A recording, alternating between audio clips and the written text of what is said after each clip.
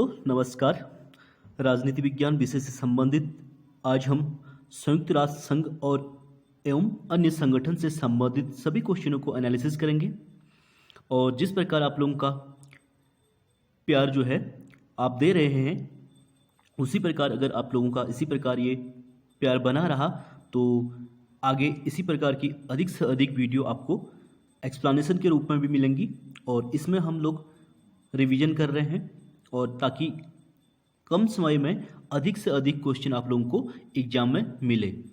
तो इस वीडियो के माध्यम से संयुक्त राष्ट्र और इंटरनेशनल ऑर्गेनाइजेशन यानी संयुक्त राष्ट्र के जितने भी इंटरनेशनल ऑर्गेनाइजेशन हैं उनसे संबंधित सभी क्वेश्चनों को हम लोग एनालिसिस करेंगे। प्लीज़ आप लोग वीडियो को लाइक कीजिए, शेयर कीजिए, सब्सक्राइब कीजिए और अधिक से अधिक व्हाट्सएप ग्रुप में वीडियो शेयर कीजिए। और इसी प्रकार का आप लोगों का प्यार अगर मिलता रहा तो आप लोगों के लिए अधिक से अधिक पर्टिकुलर टॉपिक वाइज एक्सप्लेनेशन के माध्यम से आपके पास वीडियो आएंगी। तो चलिए फ्रेंड्स स्टार्ट करते हैं। आज का पहला क्वेश्चन, संयुक्त राष्ट्र संघ द्वारा कौन सा वर्ष प्रथम वर्ष मानवाधिकार वर्ष के रूप में घोषित किया गया? तो क्वेश्चन पूछा गया है, तो इसका राइट आंसर जो हो जाएगा 1968 यानी सी इसका राइट आंसर हो जाएगा।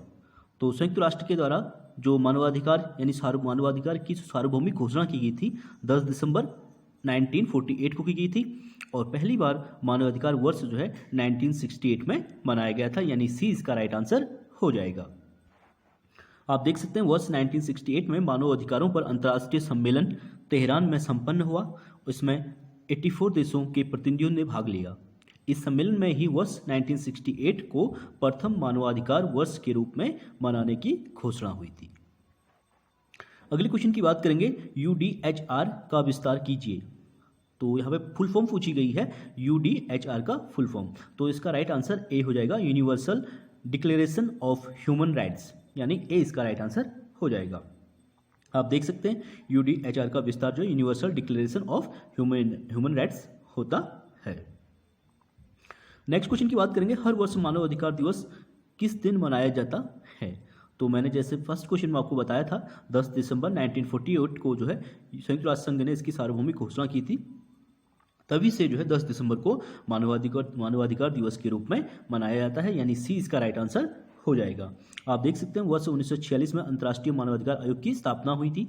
हाँ, एस्टेब्लिशमेंट जो है 1946 को हुआ था तथा 10 दिसंबर 1948 के दिन मानवाधिकार की सार्वभौमिक घोषणा जारी की गई थी और इसी घोषणा के कारण ही 10 दिसंबर को प्रत्येक वर्ष मानवाधिकार दिवस के रूप में मनाया जाता है।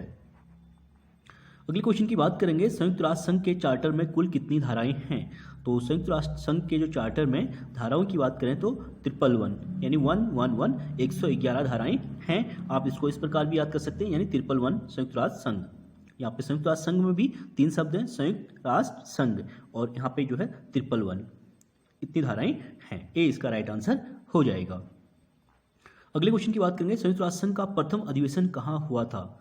तो संयुक्त राष्ट्र का जो प्रथम अधिवेशन हुआ था तो इसका राइट आंसर हो जाएगा, संयुक्त राष्ट्र का प्रथम अधिवेशन 10 जून 1946 को लंदन में हुआ था, यानी ए इसका राइट आंसर हो जाएगा। नेक्स्ट क्वेश्चन की बात करेंगे, निम्नलिखित में से कौन सा सीटों का एक अंग नहीं है? तो सीटों का जो अंग नहीं है वो सभा नहीं होगी, यानी ए इसमें रॉन्ग हो जाएगा। बाकी सचिवालय एवं कार्य समूह, परिषद और पहरुआ समितियां जो हैं इससे संबंधित हैं। आप एक्सप्लेनेशन रीड कर सकते हैं। 8 सितंबर 1954 को गठित क्षेत्रीय सुरक्षा संगठन के रूप में सीटो यानी जिसमें पाकिस्तान भी सम्मिलित हुआ था, इसकी स्थापना जो है 1954 में हुई थी सीटो की, और उसी के एक साल के बाद सेंटो की स्थापना 1955 में की गई थी। दक्षिण पूर्व एशिया के देशों का एक सैन्य गठबंधन था। सभा इस संगठन का अंग नहीं है। इसके प्रमुख सदस्य जो है आप देख सकते हैं Australia, France, New Zealand, Pakistan, Philippines, Thailand, great Britain और संयुक्त राज्य अमेरिका हैं। और 30 जून 1977 को इसका जो है अस्तित्व समाप्त हो गया था। सीटो का जो है 30 जून 1977 में इसका अस्तित्व जो है समाप्त हो गया था। अगले क्वेश्चन की बात करेंगे, संयुक्त राष्ट्र संघ के चार्टर के किस अनुच्छेद में महासभा की शक्तियों और कार्यों का वर्णन किया गया है? तो चार्टर के 11वें अनुच्छेद में इसका वर्णन किया गया है, यानी सी इसका राइट आंसर हो जाएगा।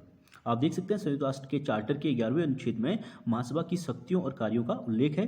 अंतर्राष्ट्रीय शांति और सुरक्षा निशस्त्रीकरण के अतिरिक्त अन्य महत्वपूर्ण मुद्दों पर महासभा विचार करती है तथा अन्य अभिकरणों को सिफारिश करती है।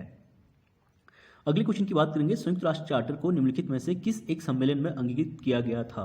तो संयुक्त राष्ट्र चार्टर को जो है याल्टा सम्मेलन में अपनाया गया था, यानी एक्सेप्ट किया गया था, यानी अंगीकृत किया गया था।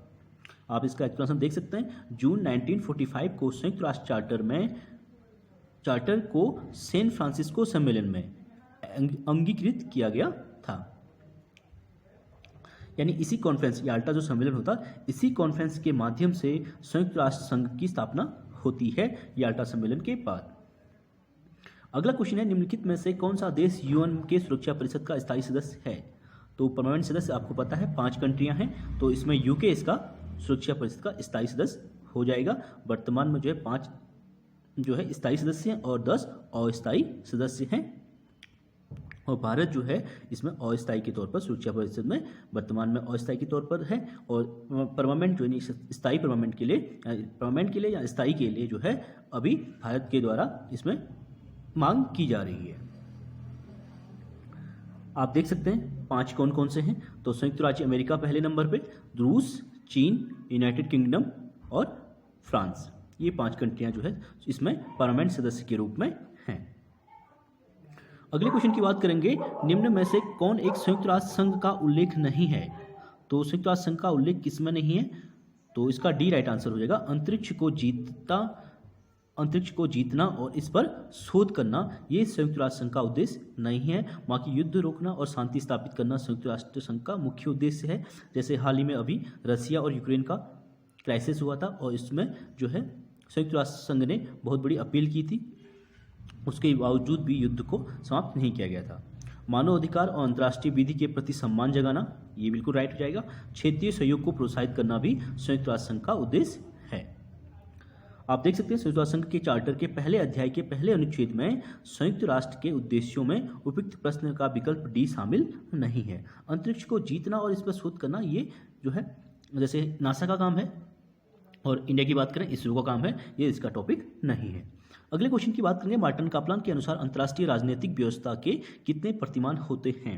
तो मार्टिन कापलान ने अंतर्राष्ट्रीय राजनीतिक व्यवस्था के कितने प्रतिमान दिए थे? 6 प्रतिमान दिए थे। बी इसका राइट आंसर हो जाएगा। आप देख सकते हैं कौन कौन से दिए थे। मार्टिन कापलान ने अंतर्राष्ट्रीय व्यवस्था सिद्धांत का व्यवस्थित विश्लेषण प्रस्तुत किया था। उन्होंने अपनी पुस्तक system of process in international politics में व्यवस्था सिद्धांत के 6 प्रतिमानों को विभाजित किया था। पहला जो है शक्ति संतुलन निकाय की बात की थी, दूसरा शिथिल द्विध्रुवीय निकाय की बात, तीसरा दृढ़ द्विध्रुवीय निकाय, और चौथा जो है सार्वत्रिक कार्यकर्ता निकाय, और 5वां सोपानीय अंतर्राष्ट्रीय निकाय, और छठा जो है इकाई वीटो निकाय। ये मार्टिन कापलान के द्वारा अंतर्राष्ट्रीय व्यवस्था सिद्धांत का व्यवस्थित विश्लेषण किया गया था इन 6 सिद्धांतों के माध्यम से। और बुक जो है system and process in international politics, बहुत मोस्ट इंपोर्टेंट बुक है मार्टिन कापलान की, तो आप इसे देख सकते हैं। अगले क्वेश्चन की बात करेंगे, संयुक्त राष्ट्र के घोषणा पत्र पर कितने राष्ट्रों ने 26 जून 1945 को हस्ताक्षर किए थे? तो इसमें जो है सभी इस औपचारों में से कोई भी ऑप्शन राइट नहीं है, इसलिए इसका आंसर नहीं दिया गया है। तो इसका एक्सप्लेनेशन रीड करते हैं। तो 26 जून 1945 को संयुक्त राष्ट्र के घोषणा पत्र में 50 राज्यों ने हस्ताक्षर किए थे। चूंकि पोलैंड में सरकार का गठन नहीं हुआ था, इसलिए वह अपना प्रतिनिधि नहीं भेज सका और उसका स्थान रिक्त छोड़ दिया गया था। और सरकार के गठन के पश्चात 15 अक्टूबर 1945 को पोलैंड ने चार्टर पर हस्ताक्षर किए थे, और भारत भी इसमें सम्मिलित हुआ था सिग्नेचर करने में। एक बार सभी लोग वीडियो को प्लीज़ आप लोग लाइक कीजिए, वीडियो लाइक कर दीजिएगा। तो चलिए स्टार्ट करते हैं अगले क्वेश्चन की। संयुक्त राष्ट्र आम सभा द्वारा प्रथम निशस्त्रीकरण दशक घोषित किया गया था। तो इसका 1970 से 1980 के बीच निशस्त्रीकरण दशक घोषित किया गया था, यानी इसमें जो परमाणु हथियार जो सप्लाई बहुत ज़्यादा बढ़ चुकी थी, तो इसमें मांग की गई थी संयुक्त राष्ट्र संघ के द्वारा कि इनको कम करने के लिए एक प्रस्ताव बनाया जाए। तो इसी समय को 1970 से 80 के बीच को निशस्त्रीकरण दशक घोषित किया गया था, 1970 से 80 के बीच को। सी इसका राइट आंसर हो जाएगा। आप देख सकते हैं 16 दिसंबर 1969 को संयुक्त राष्ट्र महासभा ने प्रस्ताव संख्या 2602 आप रोमन में देख सकते हैं में 1970 से 1980 दशक को प्रथम निशस्त्रीकरण दशक घोषित किया था। अगला क्वेश्चन है, एशिया का कौन सा भाग दुनिया की छत के नाम से जाना जाता है? तो दुनिया की छत के नाम से एशिया का जो मध्य एशिया है उस भाग को दुनिया की छत के नाम से जाना जाता है, जिसमें पामीर का पठार भी शामिल है। चलिए स्टार्ट करते हैं, इसका एक्सप्लेनेशन देखते हैं। पामीर के पठार को दुनिया की छत कहा जाता है। इस पठार की स्थिति मध्य एशिया में है, इसीलिए मध्य एशिया को दुनिया की छत के नाम से जाना जाता है। अगला क्वेश्चन है, किसने कहा जब तक मॉर्गेंथु के सिद्धांत का प्रभाव बना रहेगा तब तक अंतर्राष्ट्रीय राजनीति के वैज्ञानिक अध्ययन में कोई प्रगति संभव नहीं है। तो मॉर्गेंथु की बात हो रही है, यथार्थवादी विचारक हैं, तो बी इसका राइट आंसर हो जाएगा, यानी वेनो वासरमैन। ये वेनो वासरमैन के द्वारा कहा गया था मॉर्गेंथु के बारे में। वेनो वासरमैन ने the scientific pretensions of professor Morgenthau's theory of power politics में लिखा है कि मॉर्गेंथाउ का सिद्धांत निरपेक्ष एवं अप्रमाणिक आवश्यकतावादी नियमों पर आधारित है। मानव प्रकृति संबंधी धारणा तथा अनुमानों पर आधारित धारणा मॉर्गेंथाउ के सिद्धांत को अवैज्ञानिक बना देता है, इसीलिए जो है वेनो वासरमैन इस पे टिप्पणी करते हैं। अगले क्वेश्चन की बात करेंगे, किसने कहा शक्ति का प्रयोग करने वाले तथा जिसके विरुद्ध शक्ति प्रयुक्त होती है, इन दो तरह के राष्ट्रों के बीच का मनोवैज्ञानिक संबंध ही राजनीतिक शक्ति है। ये किसने कहा था? तो 16 का आंसर जो है ए राइट आंसर हो जाएगा। ये मॉर्गेंथाउ के द्वारा कहा गया था कि मॉर्गेंथाउ कहते हैं कि शक्ति का प्रयोग करने वाले तथा जिसके विरुद्ध शक्ति प्रयुक्त होती है, इन दो तरह के राष्ट्रों के बीच का जो मनोवैज्ञानिक संबंध ही राजनीतिक शक्ति है। आप देख सकते हैं मॉर्गेंथाउ के द्वारा जो बुक लिखी थी पॉलिटिक्स अमंग नेशन में लिखा है कि इन दो राष्ट्रों के पारस्परिक संबंध की वह स्थिति जिसमें एक राष्ट्र स्वभावतः दूसरे राष्ट्र की इच्छा अनुसार कार्य करने लगता है, शक्ति के स्वरूप को स्पष्ट करता है। इसमें जो शक्ति का प्रयोग करता है और जिन पर शक्ति का प्रयोग किया जाता है उनके बीच एक प्रकार का मनोवैज्ञानिक संबंध बन जाता है। और इसका एग्जाम्पल आप रशिया और यूक्रेन को ले सकते हैं। करेंट इशू इसी से संबंधित है। अगले क्वेश्चन की बात करेंगे, वेदांत शब्द किस भाषा से लिया गया है? तो ये वेदांत शब्द जो फ्रेंच भाषा का शब्द है, यानी सी इसका राइट आंसर हो जाएगा। उत्तराखंड असिस्टेंट प्रोफेसर परीक्षा 2017 में पूछा गया है और अदर एग्जाम में भी बहुत बार एक क्वेश्चन पूछा गया है। वेदांत एक फ्रांसीसी शब्द है जिसका शाब्दिक अर्थ होता है अंतर्राष्ट्रीय संबंधों में तनाव की कमी। ऑक्सफोर्ड शब्दकोश वेदांत को दो तरह से परिभाषित करता है। इसके अनुसार यह राज्यों के बीच तनावपूर्ण संबंधों का अंत होता है तथा राज्यों के बीच मित्रतापूर्ण समझ की स्थापना है।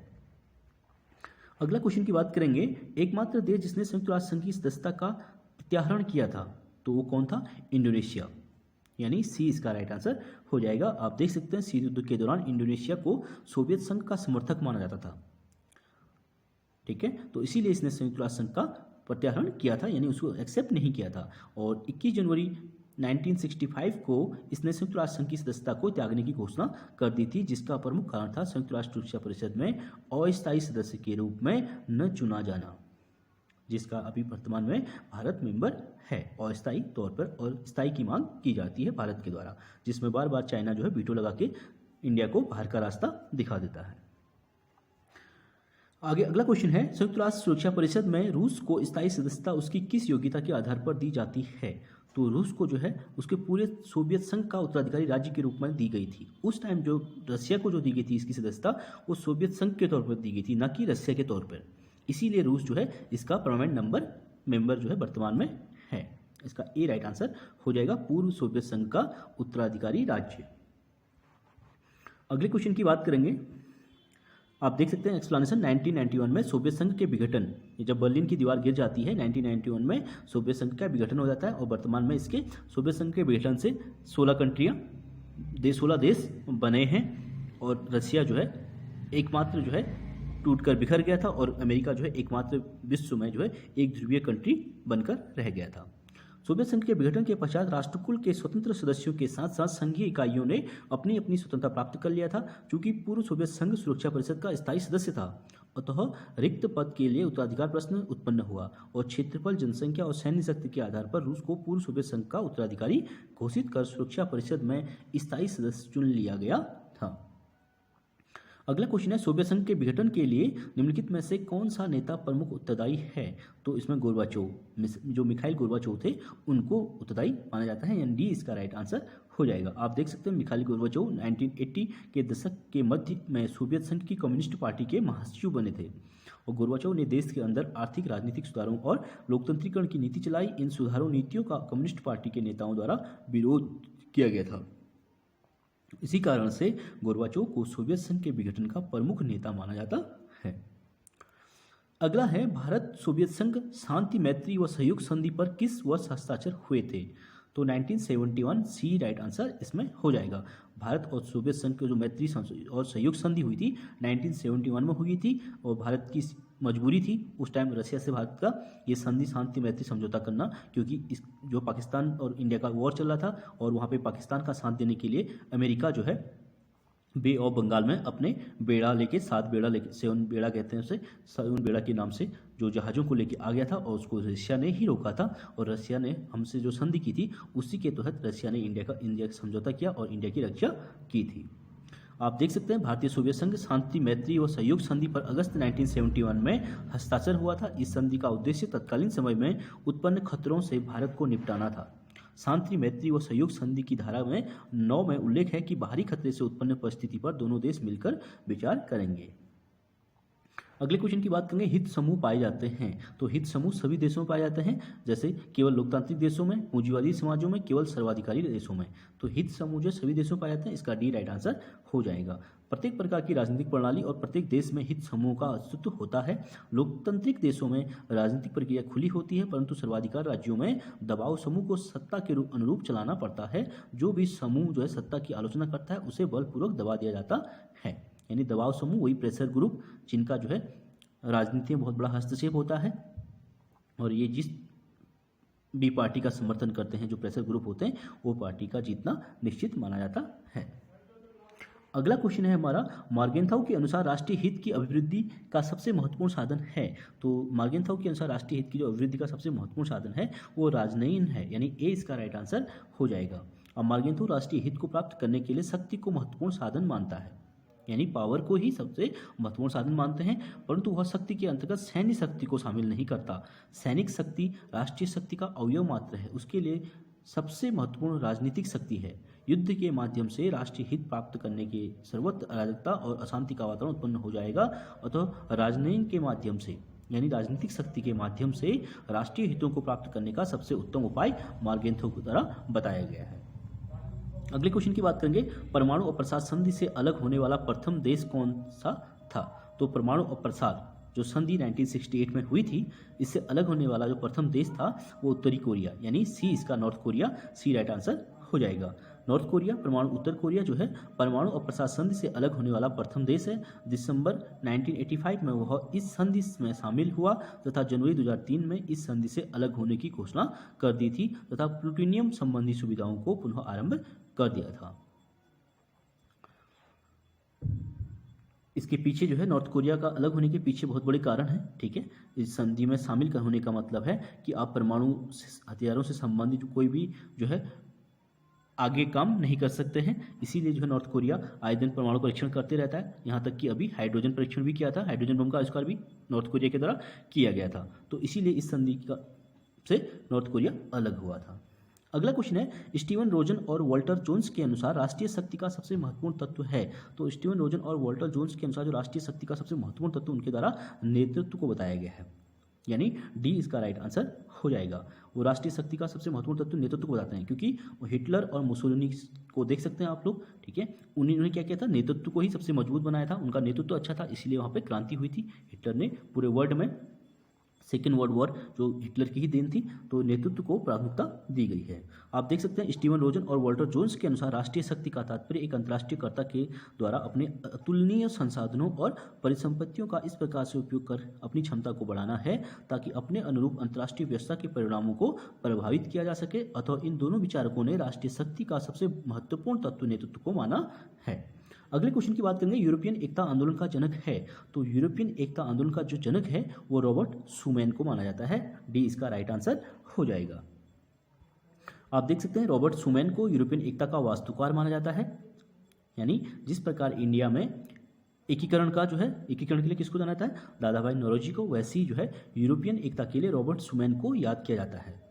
1948 और 1952 में फ्रांस के विदेश मंत्री रहे थे और जीन मोनेट के सहयोग से इन्होंने अंतर्राष्ट्रीय स्तर पर प्रसिद्धि जो है सुमैन प्लान तैयार की तथा 9 मई 1950 को प्रकाशित किया, जिसे अब यूरोपीय संघ के जन्म के रूप में माना जाता है। अगला क्वेश्चन है, भारत पाकिस्तान संबंधों के संदर्भ में निम्नलिखित तथ्यों पर विचार करने की बात कर रहा है, तो इसमें से देखते हैं कौन कौन सही हैं। शक्तिशाली राज्य द्विपक्षीय बातचीत को विशेष प्राथमिकता देते हैं, जबकि कमजोर राज्य बहुपक्षीय पद्धति को चाहते हैं। ये इसमें रॉन्ग हो जाएगा। शक्तिशाली राज्य कभी भी हो द्विपक्षीय बातचीत को विशेष प्राथमिकता नहीं देते हैं, वो जो है पावर को विशेष प्राथमिकता देते हैं। इसलिए पहला जो इसमें रॉन्ग नहीं होना चाहिए। हाँ बिल्कुल, पहला जो है रॉन्ग हो जाएगा।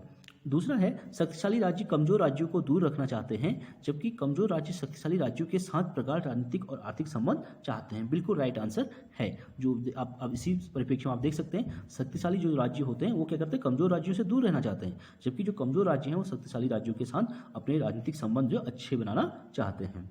आप इंडिया को देख लीजिए, और इंडिया जो है अमेरिका के परिप्रेक्ष्य में अभी काम कर रहा है। अगला है शक्तिशाली राज्य अन्य राज्यों के समर्थन लेकर अपनी ताकत को बढ़ाने का प्रयास करते हैं, और जबकि कमजोर राज्य जो है शक्तिशाली राज्यों पर शक्ति का दबाव डालते हैं। ये भी राइट हो जाएगा, यानी इसका जो है सी राइट आंसर होगा, केवल दूसरा और तीसरा इसमें राइट हो जाएगा। आप देख सकते हैं एक्सप्लेनेशन, अंतर्राष्ट्रीय व्यवस्था में शक्तिशाली राष्ट्रों को कमजोर राज्यों के समर्थन एवं सहायता की आवश्यकता होती है, और अंतर्राष्ट्रीय मंचों में निर्णय प्रक्रिया लोकतांत्रिक ढंग से संचालित होने के कारण नीतियों को अपने पक्ष में करवाने के लिए कमजोर राज्य भी आवश्यक हैं। उदाहरण के लिए विश्व व्यापार संगठन, संयुक्त राष्ट्र संघ, पर्यावरणीय सम्मेलन इत्यादि जो है कमजोर राज्य और आर्थिक और सैन्य सहायता प्राप्ति के लिए अच्छे संबंध रखना चाहते हैं। साथ ही कमजोर राज्य उस स्थिति में नहीं होते हैं कि वे शक्तिशाली राज्यों पर दबाव डाल सके। अगला क्वेश्चन है, नाटो व वर्साई संधि के मध्य निशस्त्रीकरण संधि कब की गई थी?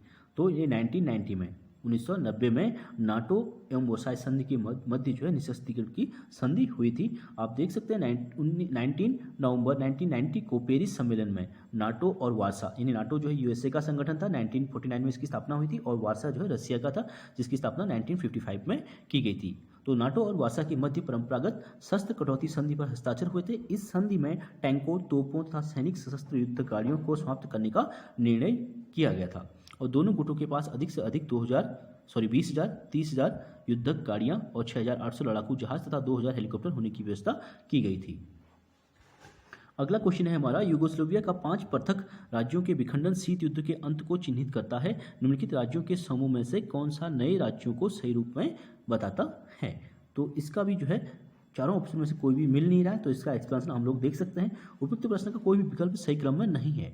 अर्मीनिया यूगोस्लाविया का भाग नहीं है, और सर्बिया 5 जून 2006 को अंतिम समय में स्वतंत्र हुआ था। इसलिए यूगोस्लाविया को से विघटन राज्यों का सही क्रम क्या हो जाएगा? सबसे पहले स्लोवेनिया हो जाएगा, उसके बाद क्रोएशिया, उसका मैसेडोनिया और बोस्निया हर्जेगोविना, मोंटेनेग्रो और अंत में सर्बिया। ये क्रम इसमें राइट हो जाएगा, इसलिए कोई भी मिल नहीं रहा, तो इसमें ये सभी रॉन्ग हो जाएंगे। अगला क्वेश्चन है, विदेश नीति में अधिकतम राष्ट्रीय स्वायत्तता के सिद्धांत की पुष्टि गुटनिरपेक्ष आंदोलन है। बगैर अपनी पहचान को खोए विश्व के विभिन्न देशों के मध्य अंतःक्रिया गुटनिरपेक्षता की भावना ने की थी। तो इसका राइट आंसर ए और आर दोनों सही है, और ए की सही व्याख्या है। आप देख सकते हैं इसका एक्सप्लेनेशन, गुटनिरपेक्षता की सदस्यता के लिए संबंधित देश को स्वतंत्र विदेश नीति का पालन करना आवश्यक माना गया था। जो राज्य स्वतंत्र विदेश नीति का पालन करते हैं वे ही अंतर्राष्ट्रीय जगत में अपनी पहचान बनाते हैं। इसलिए ए और आर दोनों राइट हो जाएंगे, और उसकी व्याख्या भी राइट हो जाएगी। प्लीज़ आप लोग एक बार वीडियो को सभी लाइक कीजिए। वीडियो आप लोग पॉज करके से एक्सप्लेनेशन रीड कर सकते हैं, और वीडियो को लाइक जरूर कीजिएगा।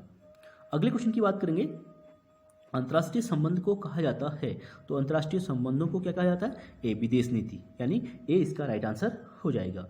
विदेश नीति को अंतर्राष्ट्रीय संबंधों का पर्याय माना जाता है। कोई भी देश विदेश नीति के माध्यम से ही अंतर्राष्ट्रीय स्तर पर अपने संबंधों का निरूपण करता है, और विदेश नीति सिद्धांतों और व्यवहारों का समुच्चय है जिनके आधार पर सभी देश अपने राष्ट्रीय हितों को प्राप्त करना चाहते हैं, और राष्ट्रीय हितों के अनुरूप विदेश नीति भी सभी देशों की भिन्न होती है, और इन सभी विदेश नीति का सम्मेलन जो है अंतर्राष्ट्रीय संबंध में ही जाता है। अगले क्वेश्चन की बात करेंगे, राष्ट्रीय मानवाधिकार आयोग की स्थापना इस वर्ष हुई थी। तो राष्ट्रीय मानवाधिकार आयोग की स्थापना जो है, राष्ट्रीय मानवाधिकार की बात कर रहा है, तो राष्ट्रीय मानवाधिकार आयोग की स्थापना 1993 में, यानी डी इसका राइट आंसर हो जाएगा। आप देख सकते हैं राष्ट्रीय मानवाधिकार आयोग की स्थापना सरकार द्वारा अक्टूबर 1993 में मानवाधिकार संरक्षण अधिनियम 1993 के अंतर्गत की गई थी। इस 8 सदस्यीय आयोग के सदस्यों का कार्यकाल जो है 5 वर्ष का होता है। अगले क्वेश्चन की बात करेंगे, मैग्ना कार्टा इस वर्ष पारित किया गया था। तो मैग्ना कार्टा जो है किस वर्ष पारित किया गया था? यानी 1215 ईस्वी में, बी इसका राइट आंसर हो जाएगा। आप देख सकते हैं मैग्ना कार्टा जिसे स्वतंत्रता का अधिकार पत्र भी कहा जाता है। किंग जॉन द्वारा जून 1215 को पारित किया गया था और कुछ कानून आज भी हमारे लिए महत्वपूर्ण स्थान रखते हैं, जैसे बिना निष्पक्ष सुनवाई के किसी को सजा नहीं दी जा सकती और गलत तरीके से कर चुकाने के लिए बाध्य नहीं किया जा सकता। ये 1215 में जो स्वतंत्रता का अधिकार पत्र जारी किया गया था उसमें लिखे गए थे। और अमेरिका के 1776 में लिखित संविधान में भी मैग्ना कार्टा के कुछ भाग को शामिल किया गया था। अगला क्वेश्चन है, निम्नलिखित में से कौन सा विचारक अंतर्राष्ट्रीय राजनीति में नव यथार्थवाद से संबंधित है? यथार्थवाद यानी रियलिज्म से न्यू रियलिज्म आता है, वही नव यथार्थवाद के रूप में जाना जाता है इसको। इसके संबंध केनेथ वॉल्ट से है, यानी ए इसका राइट आंसर हो जाएगा। केनेथ वॉल्ट को नव यथार्थवादी विचारक के रूप में जाना जाता है। आप देख सकते हैं नव यथार्थवाद या संरचनात्मक यथार्थवाद का संबंध केनेथ वॉल्ट से है। इन्होंने अपनी रचना थ्योरी ऑफ इंटरनेशनल पॉलिटिक्स जो है केनेथ वॉल्ट की बुक है, में यथार्थवाद का विश्लेषण व्यवस्था सिद्धांत से मिलकर किया है और अंतर्राष्ट्रीय संरचना का विश्लेषण करते हुए वे इसे अराजकतापूर्ण मानते हैं, जिसका तात्पर्य है कि राष्ट्र राज्यों के व्यवहार को नियंत्रित करने की कोई अंतर्राष्ट्रीय संस्था नहीं है। इसलिए अंतर्राष्ट्रीय राजनीति नैतिकता और विधि के बजाय राष्ट्रीय हितों से संचालित होती है। अगला क्वेश्चन है, किसने कहा कि शक्ति के रूप में परिभाषित राष्ट्रीय हित अंतर्राष्ट्रीय राजनीति का मुख्य तत्व है? ये मॉर्गेनथाउ की तरह कहा गया था। बी इसका राइट आंसर हो जाएगा। आप देख सकते हैं मॉर्गेनथाउ ने politics among nation most important book है, इसी में इन्होंने लिखा था कि शक्ति के रूप में परिभाषित राष्ट्रीय हित जो होते हैं अंतर्राष्ट्रीय राजनीति का मुख्य तत्व होते हैं। अगला क्वेश्चन है, निम्नलिखित में से कौन सा अंतर्राष्ट्रीय राजनीति के अध्ययन के यथार्थवादी सिद्धांत का अंग नहीं है? तो सामूहिक हेतु इसका अंग नहीं है, बाकी राज्यवाद, सुरक्षा और अस्तित्व जो है अंतर्राष्ट्रीय राजनीति के अध्ययन का यथार्थवादी सिद्धांत का अंग होते हैं। अगले क्वेश्चन की बात करेंगे, सौदेबाजी सिद्धांत का आधार है। तो सौदेबाजी सिद्धांत का जो आधार है वही संधि वार्ता, इसमें ए इसका राइट आंसर हो जाएगा। संधि वार्ता ही सौदेबाजी सिद्धांत का आधार है। जब किसी भी देश में जो है, जैसे भारत पाकिस्तान की बात करें तो वॉर हुआ था, युद्ध की समाप्ति कैसे हुई थी? संधि से के माध्यम से हुई थी। वार्ता जब रशिया के द्वारा भारत और पाकिस्तान में ताशकंद समझौता कराया गया था, इसी के माध्यम से समझौता हुआ था, उसी को संधि वार्ता कहा जाता है, यानी सौदेबाजी का सिद्धांत भी कहते हैं। अंतर्राष्ट्रीय राजनीति में सौदेबाजी का सिद्धांत जो है संधि वार्ता पर आधारित है। इसके अंतर्गत दो पक्षों के पारस्परिक संबंध जो है अधिकतम लाभ और न्यूनतम हानि के सिद्धांत पर कार्य करते हैं। अंतर्राष्ट्रीय राजनीति का अध्ययन मुख्यतः आधारित है। तो अंतर्राष्ट्रीय राजनीति का जो अध्ययन है मुख्यतः किस पर आधारित होता है? सत्ता की राजनीति पर आधारित होता है। अर्थात अंतर्राष्ट्रीय संबंध जो है जिस पार्टी की सरकार आती है, जैसे अभी मोदी गवर्नमेंट 2014 के बाद हमारे विदेशी संबंध जो है इजराइल से, इससे पहले कोई राजनीतिक संबंध स्थापित नहीं हुए थे और इस गवर्नमेंट के द्वारा इजराइल से हमारे राजनीतिक संबंध स्थापित किए गए थे। ठीक है, मुस्लिम कंट्री को इग्नोर किया गया था और राजनीतिक संबंध स्थापित किए थे। इससे पहले वाली सरकारों ने हमारे जो है अरेबियन कंट्री यानी मुस्लिम कंट्रियों को नाराज हो जाएंगे करके इजराइल से राजनीतिक संबंध स्थापित नहीं किए थे। तो इसीलिए आज तक हमारे इजराइल से राजनीतिक संबंध स्थापित नहीं हो पाए थे और मोदी गवर्नमेंट आने के बाद इन्होंने अरेबियन कंट्रियों के साथ साथ इजराइल से भी अपने राजनीतिक संबंध अच्छे बनाए थे। तो ए इसका राइट आंसर हो जाएगा सत्ता की राजनीति पर। अगले क्वेश्चन की बात करेंगे, आप देख सकते हैं अंतर्राष्ट्रीय राजनीति का अध्ययन जो है सत्ता या शक्ति की राजनीति पर आधारित है। अंतर्राष्ट्रीय राजनीति उन क्रियाओं का अध्ययन करता है जिसके अंतर्गत राज्य अपने राष्ट्रीय हितों की पूर्ति हेतु शक्ति के आधार पर संघर्षरत रहते हैं। इस संदर्भ में राष्ट्रीय हित अंतर्राष्ट्रीय राजनीति के प्रमुख लक्ष्य होते हैं। संघर्ष इसका स्वरूप तय करती है तथा शक्ति इस उद्देश्य प्राप्ति का प्रमुख साधन है। इसी आधार पर मॉर्गेनथाउ शक्ति को साधन और साध्य दोनों मानते हैं। अगले क्वेश्चन की बात करेंगे, निम्नलिखित में से कौन वैश्वीकरण को दर्शाता है? तो वैश्वीकरण को किसके द्वारा दर्शाया जाता है? यानी राज्यों की अर्थव्यवस्थाओं का बढ़ता विलय, बिल्कुल राइट हो जाएगा। राजनीतिक अस्थिरता नहीं होगा, स्थिरता होता तो राइट हो जाता। ठीक है, दूसरा इसमें रॉन्ग हो जाएगा। सूचना का बढ़ता हुआ प्रवाह और चौथा बढ़ती हुई भौगोलिक अंतर्निर्भरता, यानी पहला, तीसरा और चौथा इसमें राइट हो जाएगा। पहला, तीसरा, चौथा किसमें? डी वाला ऑप्शन राइट हो जाएगा। आप देख सकते हैं वर्तमान वैश्वीकरण के अनेक आयाम प्रकट होकर सामने आए हैं, जिनमें अर्थव्यवस्थाओं का एकीकरण, सूचना संजाल, अनेक देशों के मध्य भौगोलिक अंतर्निर्भरता प्रमुख है। वहीं विश्व बैंक, अंतर्राष्ट्रीय मुद्रा कोष और विश्व व्यापार संगठन जैसे संगठन भी अर्थव्यवस्थाओं के एकीकरण के नियमन के लिए बनी संस्थाएं हैं। सभी देशों के बीच सूचनाओं का आदान प्रदान का माध्यम जैसे radio, television, internet, mobile, computer इत्यादि से सामाजिक एवं सांस्कृतिक संबंध निर्धारित होते हैं। अगला क्वेश्चन है, मानव अधिकारों की अवधारणा विशेष रूप से संबंधित है। तो मानव अधिकारों की अवधारणा किससे संबंधित है? तो मानव होने के नाते मानव की गरिमा से, यानी सी इसका राइट आंसर हो जाएगा। आप देख सकते हैं इसका संबंध भी ऐतिहासिक आधार पर मानव अधिकारों का उल्लेख मैग्ना कार्टा जो 1215 में पाया जाता है या बनाया गया था, लेकिन प्रथम विश्व युद्ध के पश्चात उत्पन्न विभीषिका और शरणार्थियों की समस्या ने इसके महत्व को अधिक स्पष्ट कर दिया। और मानवाधिकार मानवता की इस मान्यता को स्वीकार करता है कि मनुष्य की ही समस्त वस्तुओं का मापदंड है। मनुष्य होने के नाते मानवीय गरिमा के साथ जीना मानव अधिकारों का मूल मंत्र है। अगले क्वेश्चन की बात करेंगे, वर्तमान विश्व परिदृश्य में एक नए परिवर्तन का उदय हुआ है, वह तीसरी दुनिया के देशों की भूमिका से संबंधित है। इसमें डी राइट आंसर हो जाएगा। तीसरी दुनिया के देश किसे कहते हैं? वही हमारा इसमें पहला भारत जो है सम्मिलित होता है, वही जो डेवलपिंग कंट्री है यानी पिछड़े हुए देश, इनको तीसरी दुनिया का देश कहा जाता है। आप देख सकते हैं वर्तमान विश्व परिदृश्य में आर्थिक, राजनीतिक एवं सामरिक मामलों में तीसरी दुनिया के देशों की भूमिका बड़ी है। इसमें भारत, ब्राजील, दक्षिण अफ्रीका जैसे देशों की अर्थव्यवस्था में तीव्र वृद्धि हो रही है, जिसके कारण संयुक्त राष्ट्र संघ, विश्व व्यापार संगठन और अंतर्राष्ट्रीय वित्तीय संस्थाएं जो हैं G20 जैसे संगठनों में भी इनकी भूमिका लगातार बढ़ रही है। अगला क्वेश्चन है, शीत युद्ध की समाप्ति का प्रमुख कारण था। तो शीत युद्ध की समाप्ति का जो प्रमुख कारण क्या था? सोवियत संघ का विघटन, यानी डी इसका राइट आंसर हो जाएगा। आप इसका एक्सप्लेनेशन देख सकते हैं 1991 में, ठीक है, बर्लिन की दीवार की गिर जाने के बाद सोवियत संघ का विघटन हो जाता है और यही शीत युद्ध का अंत माना जाता है। अगले क्वेश्चन की बात करेंगे, निम्नलिखित में से कौन से निर्णयों में संयुक्त राष्ट्र संघ की सामान्य सभा में 2/3 बहुमत की आवश्यकता होती है? तो उपयुक्त सभी में 2/3 बहुमत की आवश्यकता होती है, जैसे शांति और सुरक्षा के लिए, नए सदस्य राज्यों का प्रवेश के लिए, बजट संबंधी मामलों के लिए, ये सभी के लिए, ठीक है, मोर देन 2/3 की आवश्यकता होती है, यानी डी इसका राइट आंसर हो जाएगा। अगले क्वेश्चन की बात करेंगे, निम्नलिखित संगठनों में से कौन सा शांति की संस्कृति को प्रोत्साहित करता है? तो शांति की संस्कृति को प्रोत्साहित करने वाला यूनेस्को है, जिसका मुख्यालय कहाँ है? फ्रांस के पेरिस में है, यानी बी इसका राइट आंसर हो जाएगा। आप देख सकते हैं UNESCO united nation organisation for education, science and cultural, इसकी फुल फॉर्म जो यूनेस्को की पूछी गई है एग्जाम में, इसका full form united nation organisation for education, science and cultural का संक्षिप्त नाम है, जिसकी स्थापना 16 सितंबर 1945 में की गई थी। इसका मुख्यालय जो है पेरिस में है तथा इसके सदस्यों की संख्या वर्तमान में 195 है और एसोसिएट सदस्य 8 हैं और संयुक्त राष्ट्र संघ के अंतर्गत यह वैश्विक संस्कृतियों के आदान प्रदान के महत्व का संगठन है। यह संगठन शांति की संस्कृति को प्रोत्साहित करता है। अगले क्वेश्चन की बात करेंगे, यूनेस्को का मुख्यालय स्थित है। तो यूनेस्को का मुख्यालय कहाँ है? पेरिस, फ्रांस के पेरिस में, यानी बी इसका राइट आंसर हो जाएगा। अगले क्वेश्चन की बात करेंगे, प्रथम विश्व युद्ध निशस्त्रीकरण सम्मेलन कब हुआ था? तो 1932 में, बी राइट आंसर हो जाएगा। आप देख सकते हैं विश्व निशस्त्रीकरण सम्मेलन 2 फरवरी 1932 में जिनेवा में हुआ था, जिनेवा में संपन्न हुआ था। इस सम्मेलन में 60 देशों के प्रतिनिधियों में बड़ी सेना और नौसैनिक बल बनाए रखने वाले सभी देश शामिल थे और सम्मेलन का उद्देश्य हथियारों को कम करना तथा सीमित करना था और लीग ऑफ नेशंस के अनुबंध के अनुच्छेद 8 के अनुपालन के व्यापक उद्देश्य के रूप में रेखांकित किया गया है।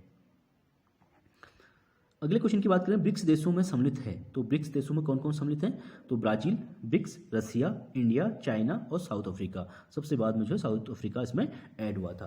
पहले ब्रिक था और साउथ अफ्रीका के जोड़ने बाद ये ब्रिक्स हो गया था, यानी डी इसका राइट आंसर हो जाएगा।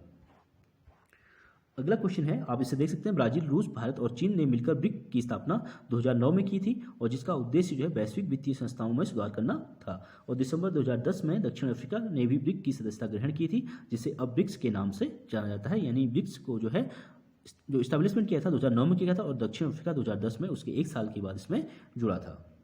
ब्रिक्स शिखर सम्मेलन का आयोजन ब्राजील में हुआ था। तो ब्रिक्स शिखर सम्मेलन का आयोजन जो ब्राजील में कब हुआ था?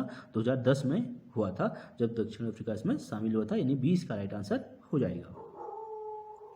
बात करेंगे ब्रिक्स 2010 ब्रिक्स का शिखर सम्मेलन ब्राजील की राजधानी ब्राजीलिया में संपन्न हुआ था। इन देशों के समक्ष प्रमुख चर्चा के मुद्दे थे वर्तमान अंतर्राष्ट्रीय स्थिति, वैश्विक वित्तीय संकट, विश्व बैंक और अंतर्राष्ट्रीय मुद्रा कोष के निर्वाचन के तरीके, G20 के मामले, जलवायु परिवर्तन, संयुक्त राष्ट्र में सुधार इत्यादि। अंत में ब्रिक्स देशों ने सहयोग और समन्वय बढ़ावा देने के लिए ठोस उपायों पर जो है सहमति व्यक्त की थी। और अभी हाल ही में ब्रिक्स की बैठक भी हुई थी 2022 में। तो कहाँ हुई थी? चीन के बीजिंग शहर में ब्रिक्स की बैठक हुई थी अभी हाल ही में, जिसमें नरेंद्र मोदी ने भी पार्टिसिपेट किया था। ठीक है, वर्चुअल बैठक हुई थी इस बार, तो वहाँ जा नहीं पाए थे, तो यही कॉन्फ्रेंस की यानी वर्चुअल बैठक ऑनलाइन हुई थी। अगले क्वेश्चन की बात करेंगे, शीत युद्ध वाक्यांश मूलतः संबंधित है। तो शीत युद्ध वाक्यांश का संबंध किससे है? संयुक्त राज्य अमेरिका और सोवियत संघ से, यानी ए इसका राइट आंसर हो जाएगा। आप देख सकते हैं 1945 से 1991 के मध्य संयुक्त राज्य अमेरिका और सोवियत संघ के बीच जो असैन्य संघर्ष को ही शीत युद्ध कहा जाता है, यानी विचारधारा का युद्ध जो होता है उसी को शीत युद्ध के रूप में जाना जाता है। विशेष रूप से दो विरोधी राजनीतिक प्रणालियों वाले देशों जो प्रत्यक्ष शस्त्र संघर्ष की बजाय अपनी विचारधारा के आधार पर स्वयं को प्रभाव को बढ़ाने तथा विरोधी के प्रभाव को कम करने का प्रयास किया जाता है। द्वितीय विश्व युद्ध के पश्चात अमेरिका और सोवियत रूस के संबंधों को स्पष्ट करने के लिए इस शब्द का प्रयोग जॉर्ज लिस्का ने किया था। शीत युद्ध का प्रयोग सबसे पहले जॉर्ज लिस्का के द्वारा किया गया था। अगले क्वेश्चन की बात करेंगे, एक सभी के लिए तथा सभी एक के लिए सामूहिक सुरक्षा का रक्षक है, यह कथन किसका है? तो ये मार्गेंथाउ के द्वारा दिया गया था। इसका बी राइट आंसर हो जाएगा। सामूहिक सुरक्षा के विषयों में मार्गेंथाउ ने पॉलिटिक्स अमंग नेशन में लिखा है कि यदि किसी देश की सुरक्षा को संकट हो तो बाकी सभी देश मिलकर उस संकट का सामना करेंगे। अगले क्वेश्चन की बात करेंगे, एमनेस्टी इंटरनेशनल एक विश्वव्यापी संगठन है जिसका कार्यक्षेत्र है। तो एमनेस्टी इंटरनेशनल एक विश्वव्यापी संगठन है जिसका कार्यक्षेत्र जो मानवाधिकार से संबंधित है। ए इसका राइट आंसर हो जाएगा। आप देख सकते हैं एमनेस्टी इंटरनेशनल एक गैर सरकारी संगठन है जो मानवाधिकार संबंधी मामलों को देखता है। पीटर वेंसन ने जुलाई 1916 में लंदन में इसकी स्थापना की थी। बहुत बार पूछा गया है एमनेस्टी इंटरनेशनल का मुख्यालय जो है कहाँ है, तो ये लंदन में हो जाएगा। इस विश्वव्यापी संगठन का मुख्यालय लंदन में है। विश्व के विभिन्न देशों में इसकी शाखाएं स्थापित हैं। भारत में 1960 में बिहार में इस संगठन की स्थापना की गई थी तथा मुख्यालय बेंगलुरु में स्थित है। और एमनेस्टी इंटरनेशनल का भारत में बात करें तो इसका मुख्यालय कहाँ है, बेंगलुरु में है।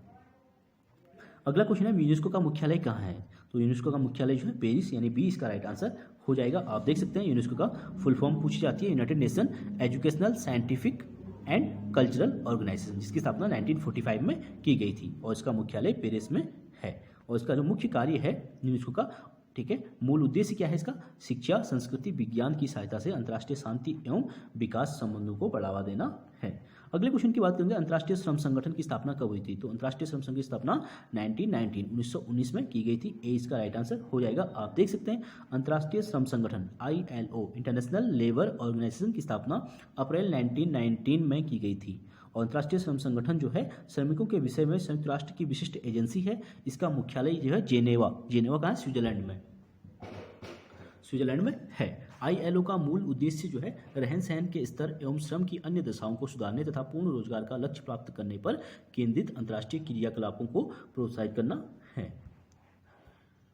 अगले क्वेश्चन की बात करेंगे, संयुक्त राष्ट्र संघ की जो सुरक्षा परिषद में कितने सदस्य अस्थायी हैं? तो संयुक्त राष्ट्र, मैंने पहले ही क्वेश्चन में आपको बताया था, संयुक्त राष्ट्र संघ की सुरक्षा परिषद में अस्थायी सदस्यों की संख्या कितनी हो जाएगी? 10, यानी सी इसका राइट आंसर हो जाएगा। टोटल 15 हो जाएगी, 5 स्थायी और 10 अस्थायी।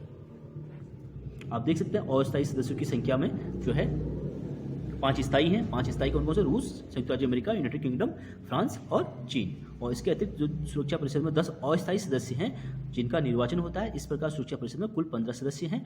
अस्थायी सदस्यों का क्षेत्रीय आधार पर 2 वर्ष के लिए निर्वाचन होता है और सुरक्षा परिषद की अध्यक्षता इसके सदस्यों द्वारा मासिक आधार पर चक्रानुक्रम में की जाती है। अगले क्वेश्चन की बात करेंगे, सुरक्षा परिषद के स्थायी सदस्यों की संख्या कितनी है? फिर वही क्वेश्चन रिपीट हो रहा है, तो इसमें ए इसका राइट आंसर हो जाएगा। अगला है सुरक्षा परिषद के स्थायी सदस्यों की संख्या है, तो यानी ए इसका भी राइट आंसर हो जाएगा। 5 जो है सुरक्षा परिषद में स्थायी सदस्यों की संख्या है। नेक्स्ट क्वेश्चन की बात करेंगे, संयुक्त राष्ट्र संघ की सुरक्षा परिषद में स्थायी सदस्यों की कुल संख्या कितनी है? तो बहुत बार क्वेश्चन पूछा गया है तो इसलिए बार बार रिपीट हो रहा है, तो इसका भी ए राइट आंसर हो जाएगा।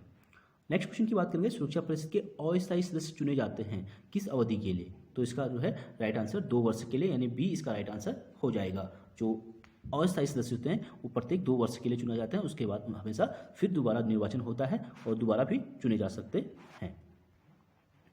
अगले क्वेश्चन की बात करेंगे, सुरक्षा परिषद में कुल सदस्य संख्या है। तो क्वेश्चन फिर कुल की बात कर रहा है, तो कुल जो है 15, 10 अस्थायी 5 स्थायी, यानी 15 कुल सदस्य संख्या हो जाएगी। अगले क्वेश्चन की बात करेंगे, निम्नलिखित में से कौन सा देश संयुक्त राष्ट्र की सुरक्षा परिषद का स्थायी सदस्य नहीं है? तो भारत, अमेरिका, सोवियत संघ, ब्रिटेन। तो इसमें ए इसमें राइट आंसर हो जाएगा। भारत इसमें जो है सुरक्षा परिषद का स्थायी सदस्य नहीं है और इसके लिए भारत बार बार प्रयास कर रहा है। जिस प्रकार 2018 में भारत को जो है स्थायी सदस्यता की मांग बहुत ज़्यादा बढ़ चुकी थी और उस टाइम जो है चाइना ने वीटो कर दिया था।